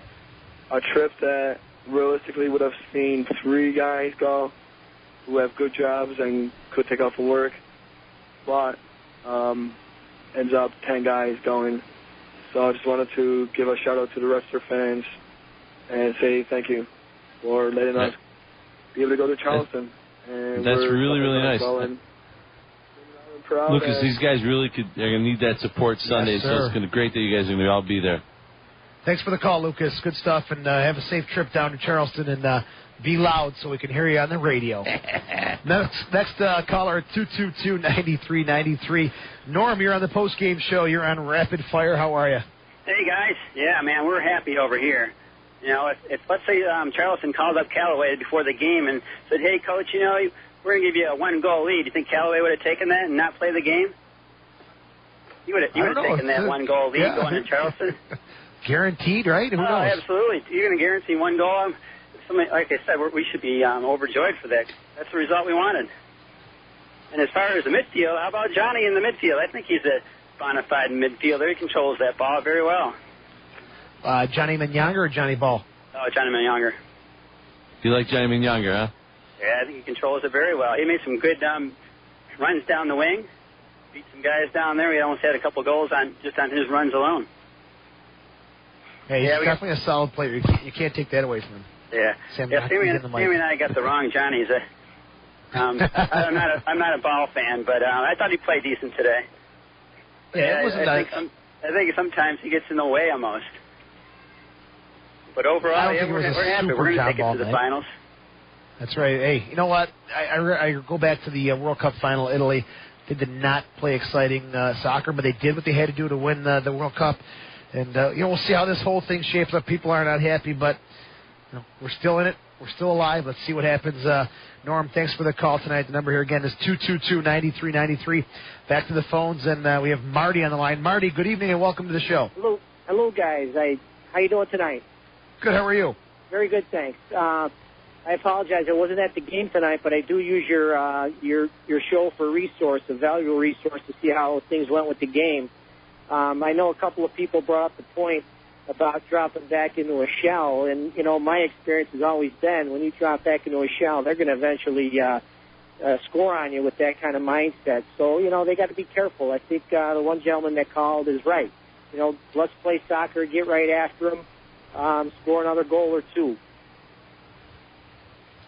Well, we definitely need one more, hopefully, in Sunday on Charleston. If the teams are tied after game 2, 2 15-minute overtimes, then it goes to PKs. So 1-0, maybe 2-0, and after 90 minutes, let's pack this thing up and have the championship here in Rochester. We'll see what happens. But Marty, thanks for the call here at 222-9393. This is the Nextel Direct call-in show, driven by Auto Depot and Auction Direct. I can't tell you though, ever since my hair went gray, I'm like 9:30. I'm like ready to go to bed. I'm so tired. You ate dinner at 4:30. What do you want? It's the early bird special. I went and got early bird, saved some money.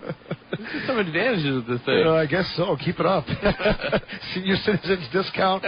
Let's go back to the phones. JP, you're on the rapid fire segment of the show. Hey guys, what's up?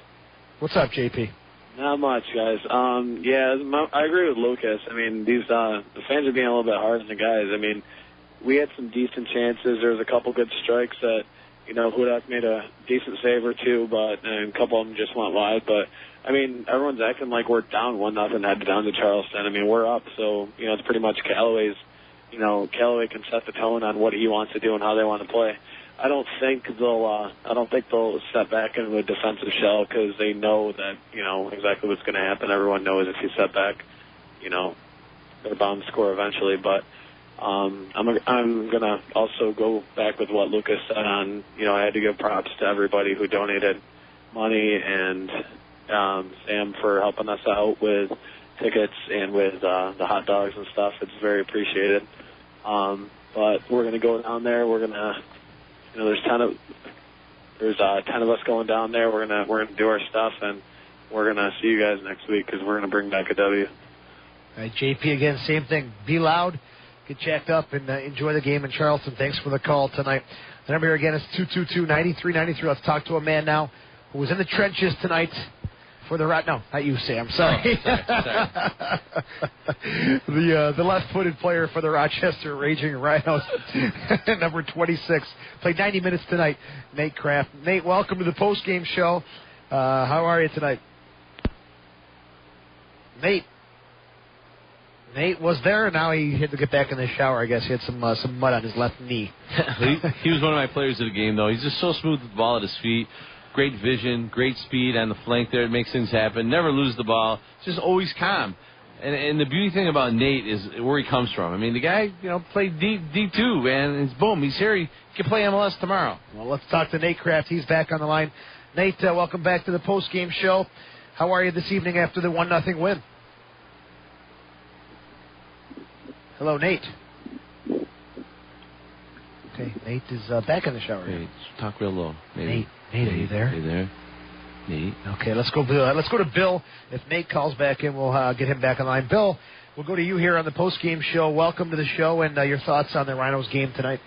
I agree. I think the fans are a little tough here. It was a 1-0 win. 10 men, I hate to play against 10 guys. They just stepped back in, which is exactly what they were doing. They were very comfortable at the end. You could see them. They were very comfortable to go down to Charleston with a 1-0 deficit. They just didn't want to go down 2-0. So they were kind of packing it in, not making a lot of mistakes, and I think we were a little tough. Yes, I think we could have played with a little more urgency. I don't think Delacotte did much up front. I'm not a big Delacotte fan. I think putting Endosian in there would be a lot better. I don't think this Bagley kid is anything. I think it hasn't proven anything to me. So I think they need to kind of rethink who they got up top. But otherwise, I'm pretty happy. I mean, I'm happy. Let's go down there and do what we got to do and take care of business. And I want another game back at Frontier Field. I'm not ready for the season to end. So thanks a lot, guys. Keep up the good work, man. All right, Bill, thanks for the call. Bill wants one more game here at Paytech. Yeah, he wants Paytech. All right, let's go back to the phones. This is the third and final attempt. Nate Kraft, how are you? Welcome to the postgame show. Are you kidding me? This is a joke. Hello? Nate. Yeah. We got you. Gee, where are you? In Mexico? I guess so. I don't know. I'm just down the street from the stadium. We got you on the show here. Congratulations, 1-0 win. A lot of people calling and some comments about maybe the urgency not there like they expected with a 10-man Charleston team. Your thoughts on the match tonight? Yeah, I mean, it's like they were saying, it is tough to play against 10 men. But we got the win. We'll take it. Go down there. Try to hold them off as best we can, and come back next Saturday for the championship. Nate, start of the second half, I mean, you were right up at midfield for the kickoff. What tactical adjustment did Coach Callaway make in the locker room? Well, with Daly getting red carded, we kind of decided, just push me on, try to get me forward more, and just try to attack, get some goals, and build a nice little cushion going into the next game. Unfortunately, we only got one, but that was the idea behind it. Nate, I'm gonna sound like a wild, crazy man here, but I think it may have been better if Daly actually stayed on the pitch, because he seemed to give you and Lines all sorts of space on that flank.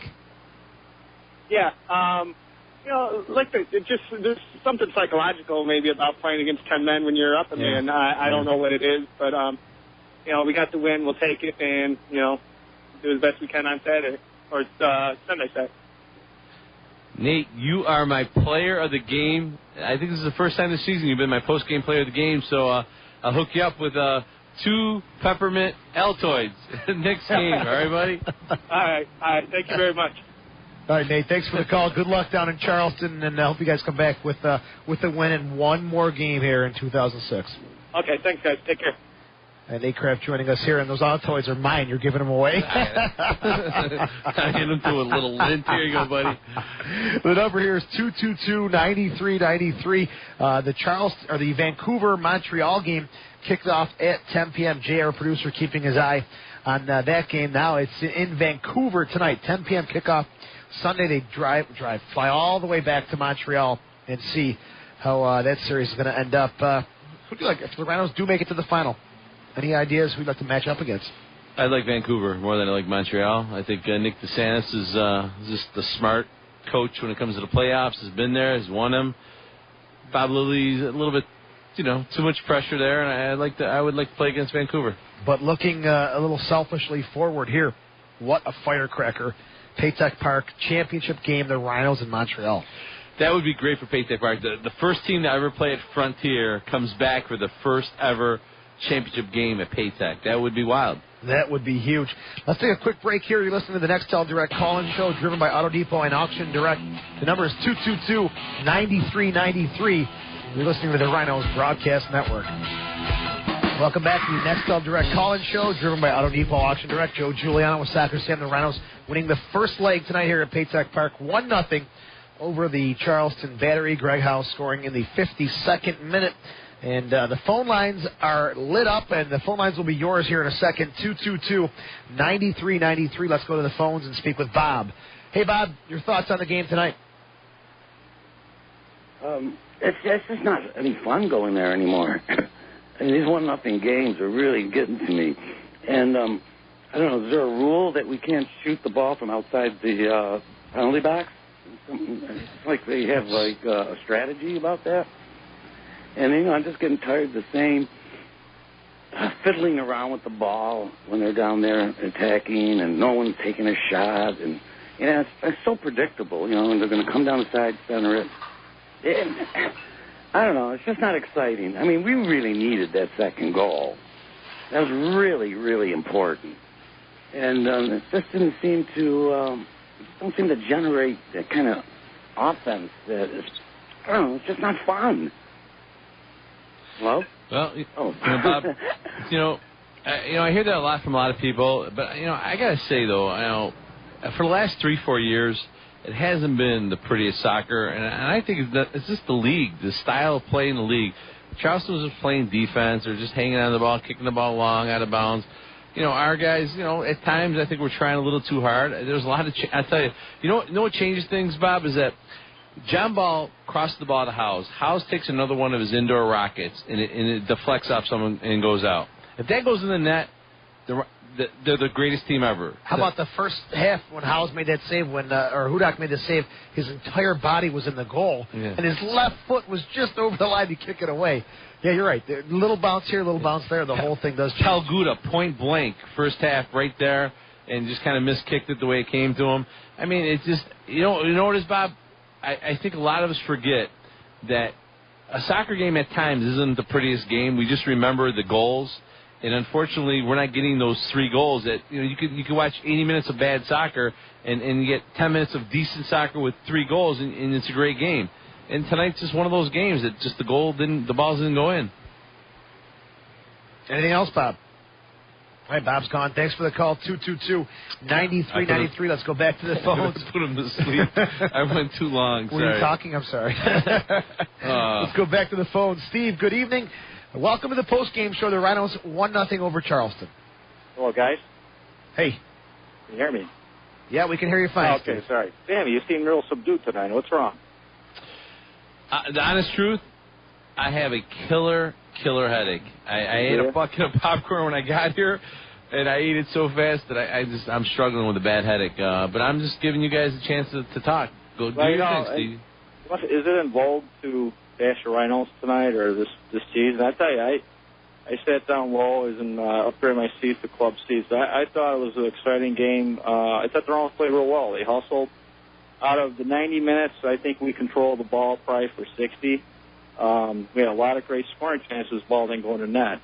My biggest complaint on the Rhinos, I think why they don't score, is that we seem to do way too many crosses. And I think these guys, when they get towards the box, because they got to pound the ball to the net more. We're always looking for a cross, and the crosses, they haven't worked all year. I don't know if it's a Callaway style. He tells these guys take the ball at the corner and look for the cross. And I think I like to see more attack in the box and then trying to rip the ball to the net more, as opposed to looking for crosses right to the corner of the net and so forth. But overall, I thought their effort was there tonight. I think we got unlucky. I mean, the first 15 minutes, we couldn't tell if we hit the post or their goalie made a great save. I mean, that could have been a goal.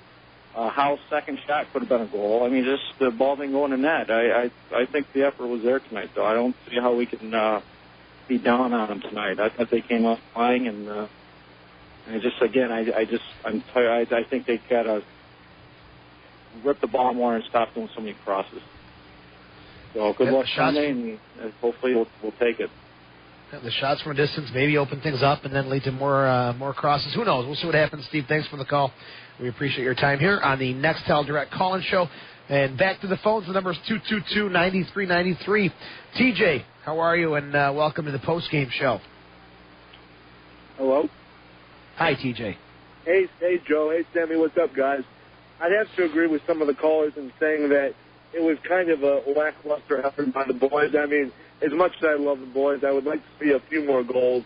It should have been 3-4-0. I mean, you guys can honestly attest to that. The one shot that Charleston guy had off the corner of the post there, that was a scary thing. But what can you say there? I mean, I'll keep it short here. I'll at least try to. I'd honestly have to like to thank everybody, all the Rochester fans again, for the stampede and getting all the money raised and all the van usage, et cetera, to go down to Charleston Sunday night, and that was great. And just 2 more points here. I'd honestly like to thank Sammy from the bottom of my heart. That was the best tour I've had in my life. Despite it not being finished, it looked great. And I was honestly curious about I was talking to Sammy and Spence about the webcast or on TV Sunday night. What are the chances?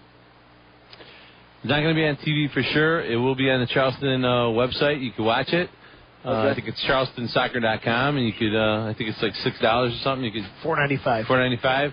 TJ, I was honored to have you up here. I gave TJ a little tour of the press box. You got very nice to meet him. Where you work and got to see some of the players. Yes, it was a very great thing, and again, we could have had a couple of more goals, but what can you do? I mean, you switch in the right guys. I mean, a couple of the balls played long and they went out, and then a couple of the balls didn't know where they were going. But I mean, hey, I'm happy with a 1-0 win going into Charleston, but we can't bunker down. I mean, if we get another goal or two in the first half, possibly in Charleston, then yes, bunker down. But I would say play 90 minutes, and if we get to the finals, we get to the finals. And speaking of the finals, what are the chances? Has anything been said yet about hosting? My gut feeling is if we're in the finals, we're looking at Paytech Park hosting the event. Well, cool. I'll give you... Yes, that's great, guys. Thank you for your time, and I'll listen. All right, TJ, thanks for the call. And Spence is up here with us. He says hello to TJ as well. So thanks for the call, TJ.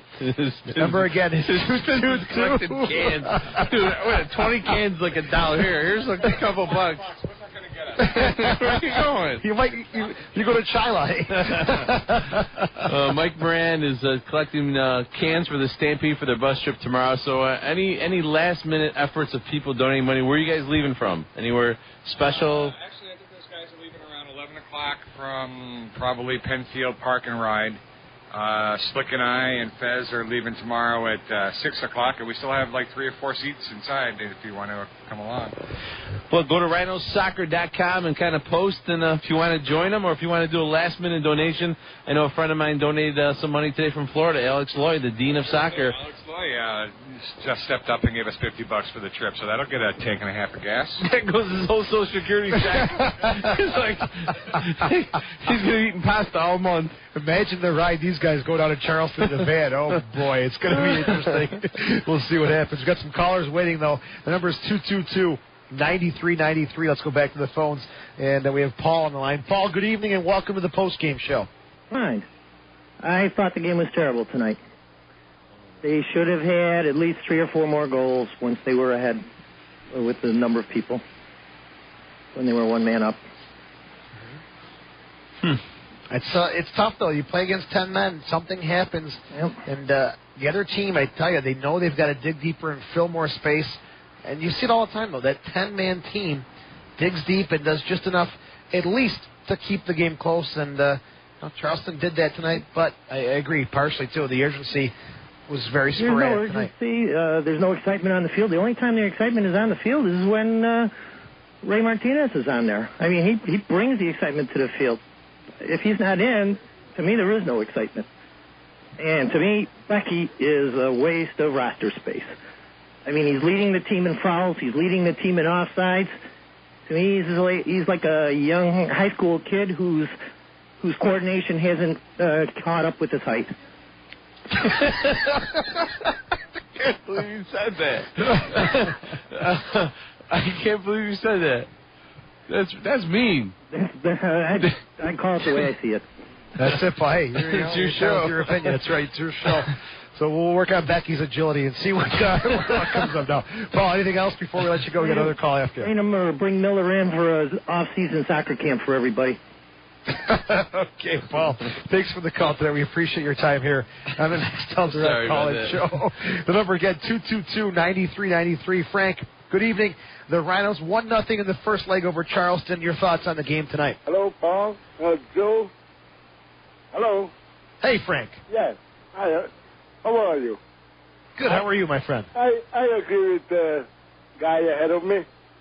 Let's get all the team to Doug Miller's soccer camp and show them how to score outside the penalty box. instead of passing the ball back all the time and waiting to maybe somebody decides, we have to shoot sometime. Anyway, I want to say that I am glad the season is over because it's going to be over tonight. And if this is the team that they give their best, we are not good enough for the second division U.S. soccer. We got to get back somebody, and we got to teach them how to score. And Frank, not to just passing the ball back and forth because that's not good enough. Frank? That's all I want to say about the players. But I'd like to say something about management. We have to do something about refereeing, because the refereeing is the worst one in the league. I was on these 6 different cities following our team last 10 years and never seen any refereeing lousy like in ours. They don't even know, the linesmen, what the simple offside is. The simple offside. Why don't they just sit on Saturday and watch the soccer, Italian soccer, or English soccer, or German soccer? I don't care which one. But watch them, what the offside is. Because they don't know, they don't have any idea. And also the referee in the center, that's it.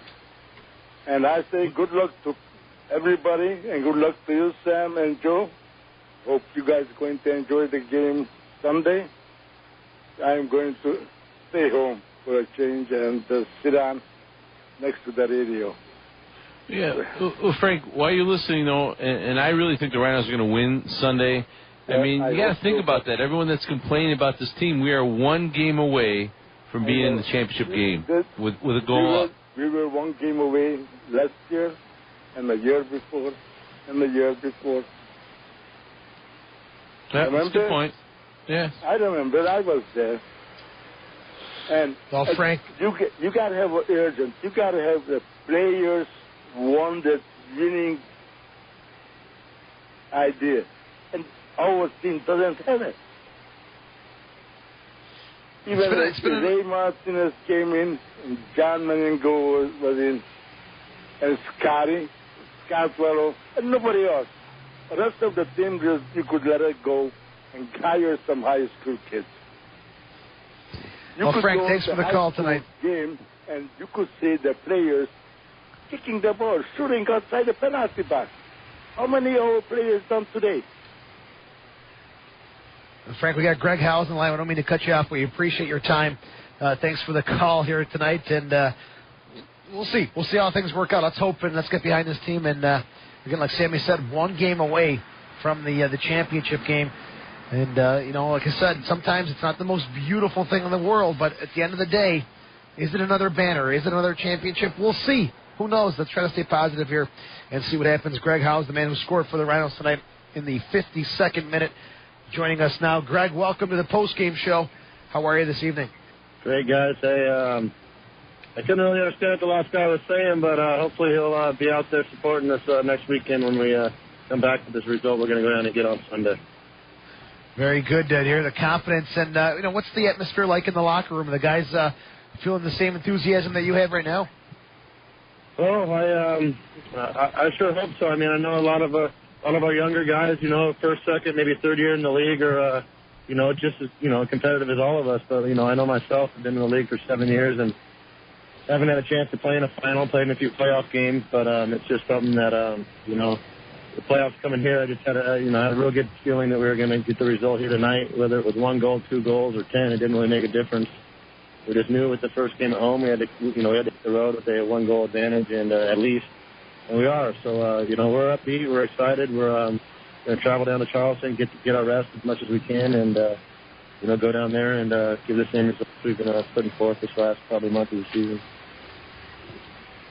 Greg, we're getting a lot of people calling saying the team's got to shoot more from a distance. You scored a beautiful shot from way out. Are you feeling the same way? We got to kind of open things up from a distance? Yeah, I mean, that's, for me this year it's been a little bit different playing, more of a defensive midfield position. So I'm I'm kind of sitting back there just licking my chops for anything that pops out 20, 30 yards out. So, I am going to get a majority of the clean strikes from far out, but my legs are ready to fall off after a few of those I had tonight. I mean, that was probably the most shots I've had from the top of the box, all year long. But, at the end of the day, like you just said to that last caller, I don't really care how we do it or what we do this time of the year. It's about getting the results and moving forward in the postseason. And, you get in the final, and, it doesn't make a difference how you score or how you win. It's just about getting that result. And, I don't think too many people remember, the exact score and how many goals they scored back in 98 or late 90s when you guys won championships, but they sure remember that was the year they won it. So that's what we're shooting for, and, the confidence is obviously going to be there from winning game one and going down there with the lead and being the team to beat. Yeah, they look up, they see that banner and say, 2006, another championship team for the Rhinos, and we'll see how that plays out, obviously. But going down to Charleston, 1-goal lead back to Blackbaud Stadium now. How do you approach the game? Do we kind of sit back and see how things play out? What happens here? I mean, definitely going there, probably with the mindset that we don't want to give up nothing early, obviously, because the longer the game goes on, the tighter they're going to get, so to speak. So, and the longer the game goes on, our confidence is going to grow because we're that much closer to going to the finals. But we're going to sit back and see what they come, and then, we'll make some minor adjustments probably, throughout the first half, and then see where we are at halftime. And then, we're obviously not just going to go and bunker in and, and let them take shots from all over and put balls into the box. We're going to go at them and, and make them defend us. But we're definitely going to, and that's why when we decided to take that first game at home, a lot of people were skeptical of it. But, the first game is the most important to me. I think it dictates what you do in that second game. I mean, like last year we came back and we were down, and I mean, it's a tough way because you definitely got to go at them and expose us. So, we took the first game and we're going down there with the win. And, I mean, teams have had a tough time scoring 2 goals on us all year, and that's what it's going to take to knock us out. And I feel confident that especially with our back four and the way our goalie's been playing, that we're going to put it to them. Greg, great goal in the 52nd minute. You took your time. I thought you were going to push it once, but then it opened up. And did you have more time and space than you thought you would from that distance? A couple of those kicks, they send them in and. All of the corner kicks and throw-ins, and they put everyone inside like the 6-yard box. So anything that got popped out, it was like I knew if I could get it down to the ground, I could get a shot off. And particularly on that one, they were late coming out, and the defender came out, and I just tried to miss that first block, and hit it hard and get it on frame, and fortunately I missed the first block. And I think Duff screened a little bit, but I think he still got a good look at it. But it was I just missed one right prior to that I thought was in right when I hit it. But at the, it was just a good look at it, a real good look at the late, like in the 90th minute too, where they were kind of late getting out to me. But that was just something that, they gave it to me and I took it. And fortunately for us, it gives us the 1-0 advantage going in. And we couldn't ask for much more. You could ask for 2 or 3 goals, but then, you can't win them all by a lot. But in the playoffs, it's going to be a 1-goal game, and we didn't make any mistakes tonight.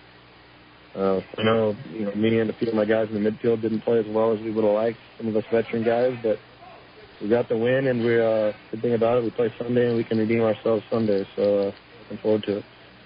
Greg, it was a cannon of a shot, well taken, beautifully struck, and Dusty Hudak's hand is still hurting from that whistler, so great stuff tonight, and listen, pound these guys on Sunday. We got to have another game here in Rochester.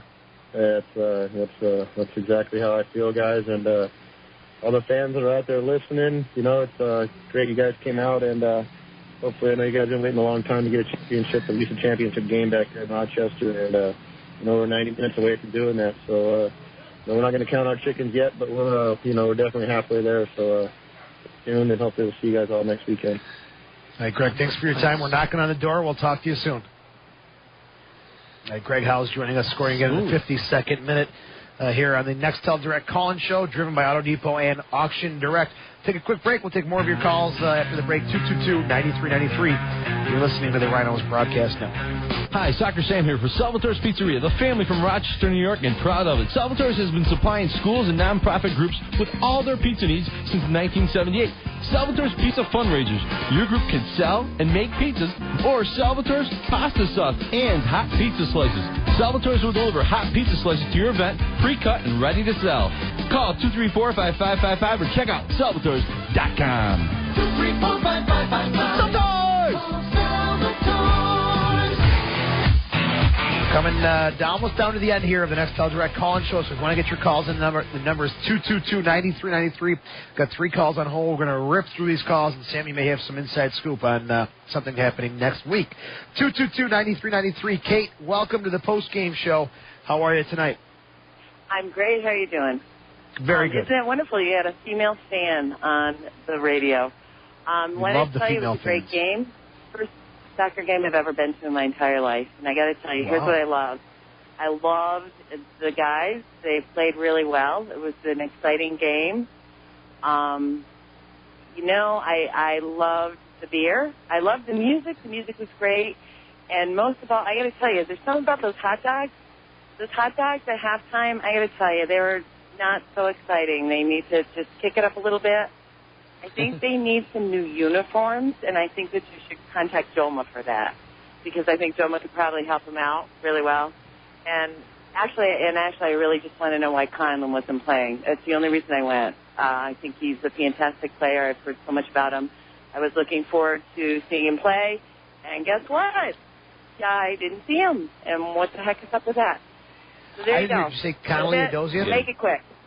All right, Kate, thanks for the call. Connolly Adosian, I think she was referring to. He hasn't dressed, I think, the last 3 games. Well, it's not our call. It's not our call. I don't know what happens. We don't know what's going on. The coach only has 18 guys he could dress, Kate. That's a feel. It's a feel who's going to be hot. Yeah, and he feels, hey, these other guys are going to go with it. And your whole thing with the Bagley thing, I thought was smart. Who knows? Maybe Charleston, that was an insight into it. Hey, you cut me, man. You didn't bring me back. I'm going to show you guys going to score against you. A little extra motivation. That's not motivation. I don't know what is. So. Yeah, John Ball was on fire in Atlanta. That's he played right. there. His buddies. You want to show him, what he could do still, and it's. You do what you got to do. Number is 222-9393. John, you're on the post-game show. Yeah, well, my prediction is Rhinos are going to win this championship this year. And the reason I say that is because championship teams in any sport, it comes down to having the best defense. We've obviously had the best defense. I don't foresee the Rhinos giving up any goals in this playoff season. Ballow's obviously solid back there. And I am just so high on this guy, Kenny Burts. You watch him, and you could not recognize that this guy is a rookie. It's amazing how poised he is back there. He has definitely grown into a dominant force in the back, John. We appreciate the call. Thank you very much. And Scotty Vallow is Scotty Vallow, and he's right. Football, soccer, baseball, defensive plays win the games, and we'll see how this shapes up here in 2006. Number again, 222-9393. Rob, good evening and welcome to the post-game show. Hey, how you doing? Good, how are you? Good. Question. When was the last time Nate, what's his name, Delicott scored? When was the last time he scored? Delicott's last goal, if you can give me a second here, I will take a look here. Okay. If it took that long, okay. That's the point I'm trying to make. Okay. You made your point. Here's the deal, okay? That guy, I don't know what it is. He plays 90 minutes, okay? I know he's the leading scorer. He had 8 goals. A few of those goals were against, I think, second division teams or whatever.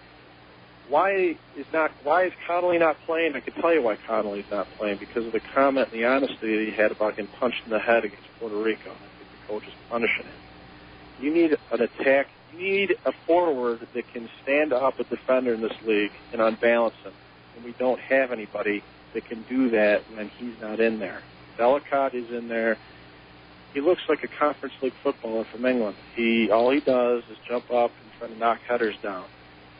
Sorry, I don't care if he has 8 goals. He's not a threat to any defense.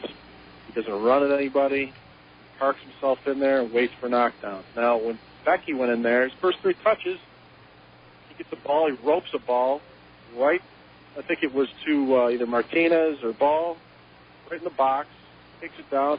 Another ball, he gets played in, he plays it right back out to Howell's shot. The first 3 touches of the game, he made things happen. When Delicate's in there 90 minutes, he made nothing happen. Okay, Rob, that's my point. To answer your question, just to throw it in there, August 11th, against Montreal. Delacote's last goal for the Rhinos. Thanks for the call tonight. We appreciate it here at 222-9393. Let's go back to the phones. Byron, good evening and welcome to the postgame show. Yes, hello. It is Alex's Lloyd's friend, Myron, with an M, please. Oh, Hi, Myron, it's Myron, not Byron. Sorry, Byron. I want to make a comment, and then I have just one question, okay? I just want to know to all these fans, I've been listening and patiently being on hold this whole time since the game ended to make this little comment. I want to know when the Rhinos became the New York Yankees of the USFL, because obviously nothing is good enough that we do. Well, hold on. We had nothing to do, just saying that. And I want to know how many of these people who called today actually play soccer.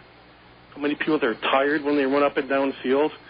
The people who asked about the 9,036, where were they? You know what? I like looking at a mirror image of something.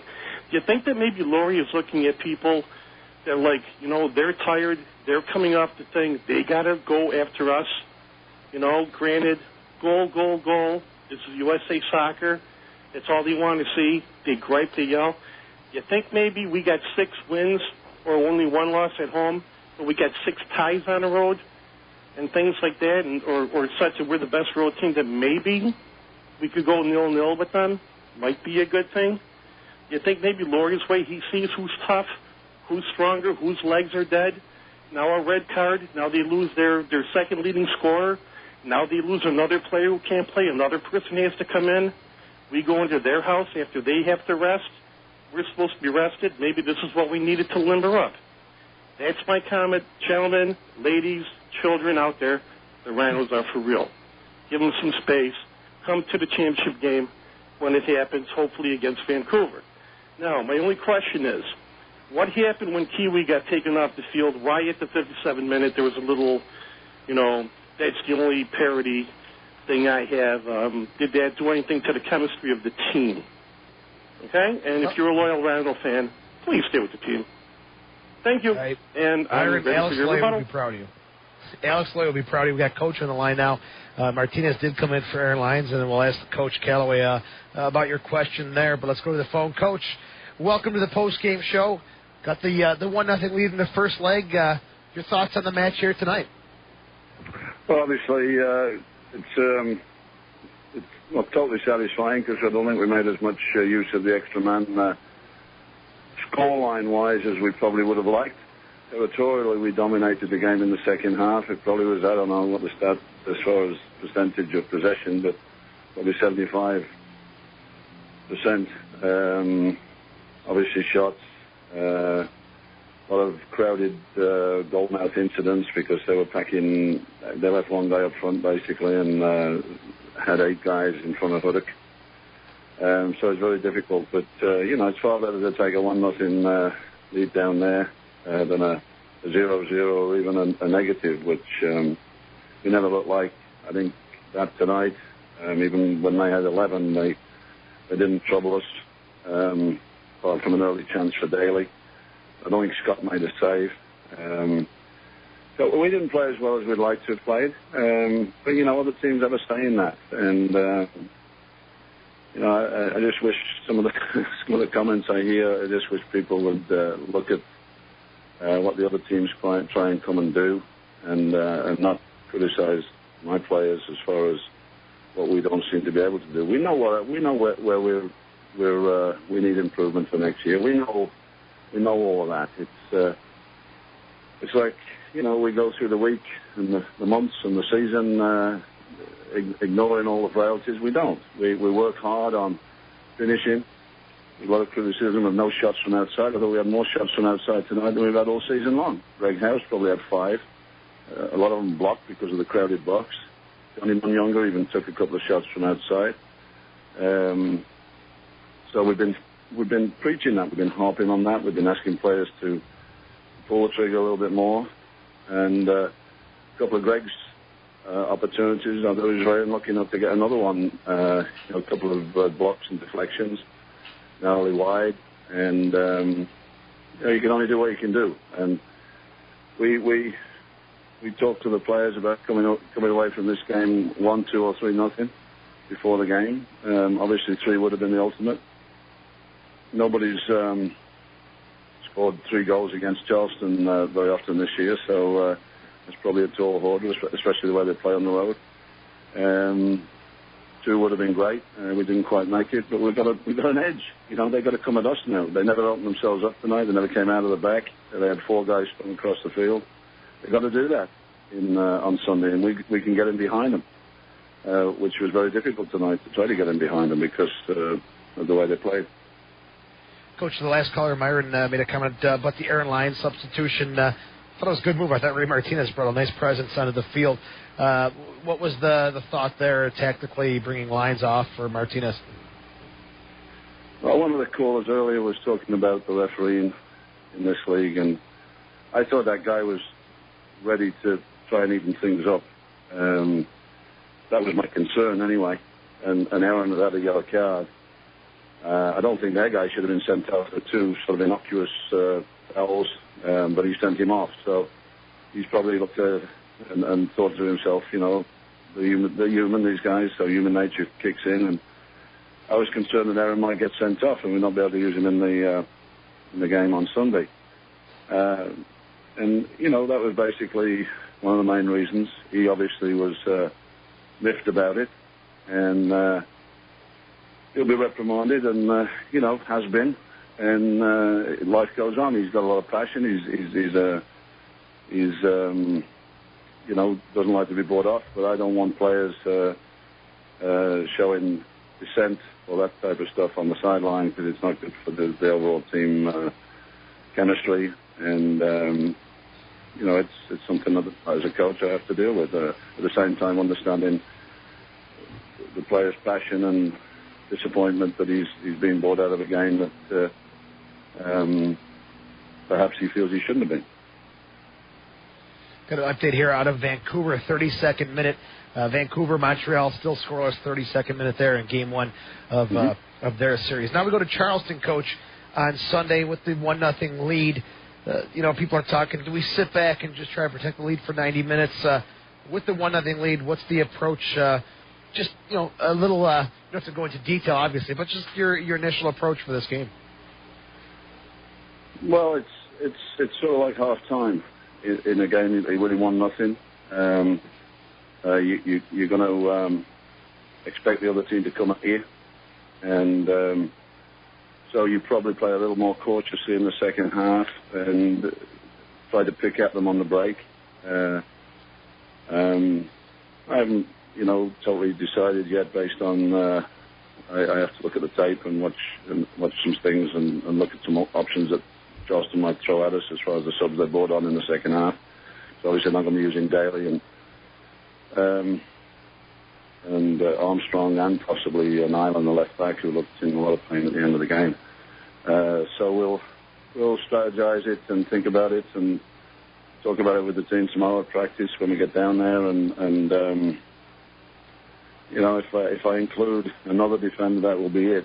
We're not going to go bunker down, because I've never asked the team to do that this year. We've had to do it on occasions because of the opponent on the road and at home, where teams have come at us. But we're not a defensive-minded team. We've tried to play attacking soccer, even though a lot of the fans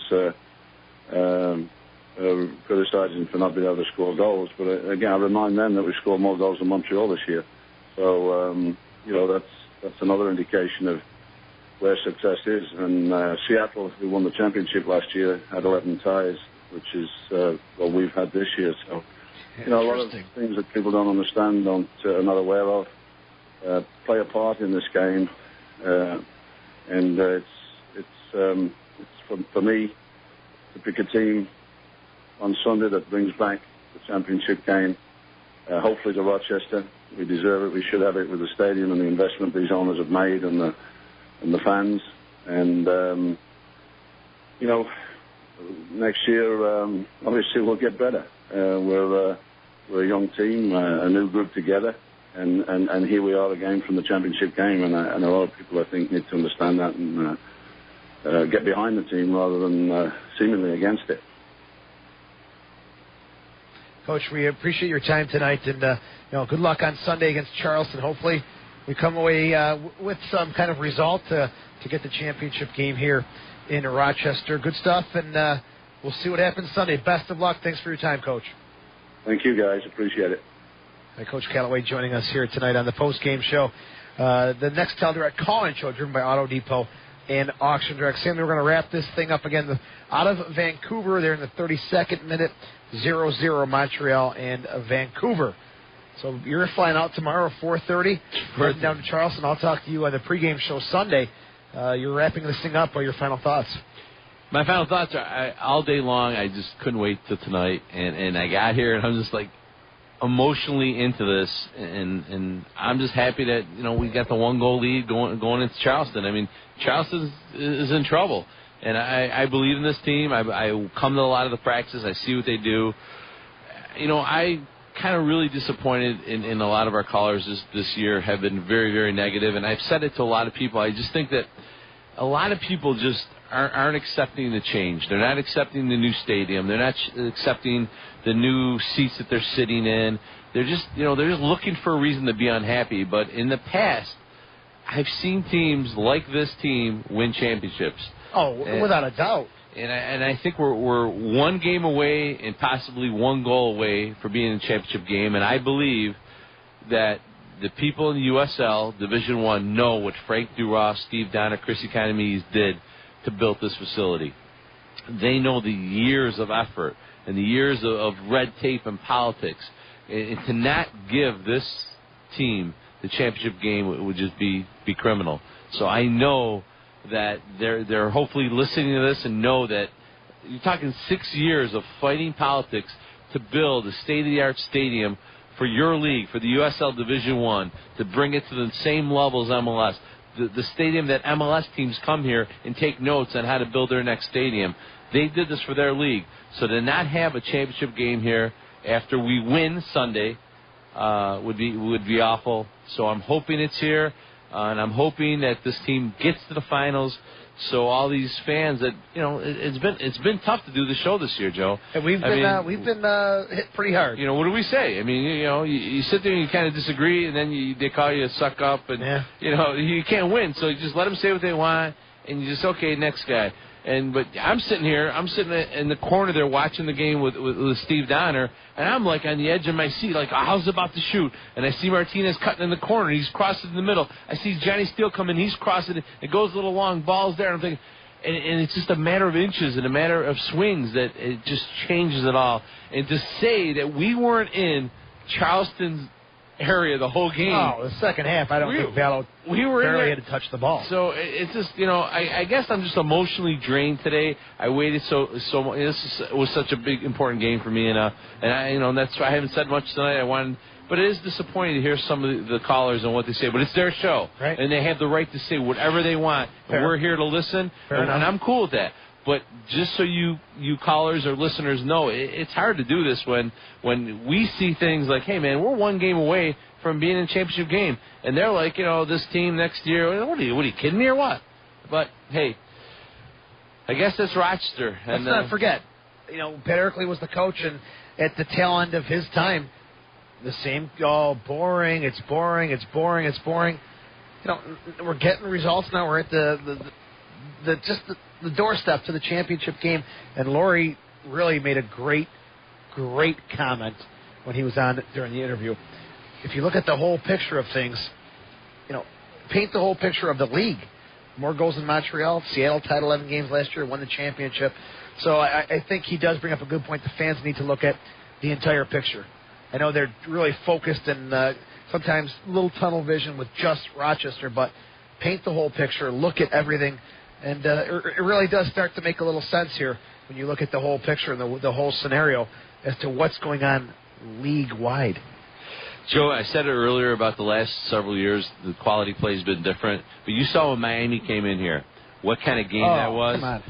Our players that are really great players, the guys that we've been talking about all year long, man, the way they performed against great players, and boom, you're talking about amazing soccer. But sometimes the teams we play against don't have those type of players. They have your typical, stay home, defensive-minded, hard-nosed players. They run hard. Their passes aren't there. And it kind of messes up the way we play. Yeah. But against great teams, we look fantastic. New England, those of you that have forgot about the New England game, penalty kicks, Scott Vallow. I mean, we were there, man. I mean, against an MLS team, one of the better teams in the MLS.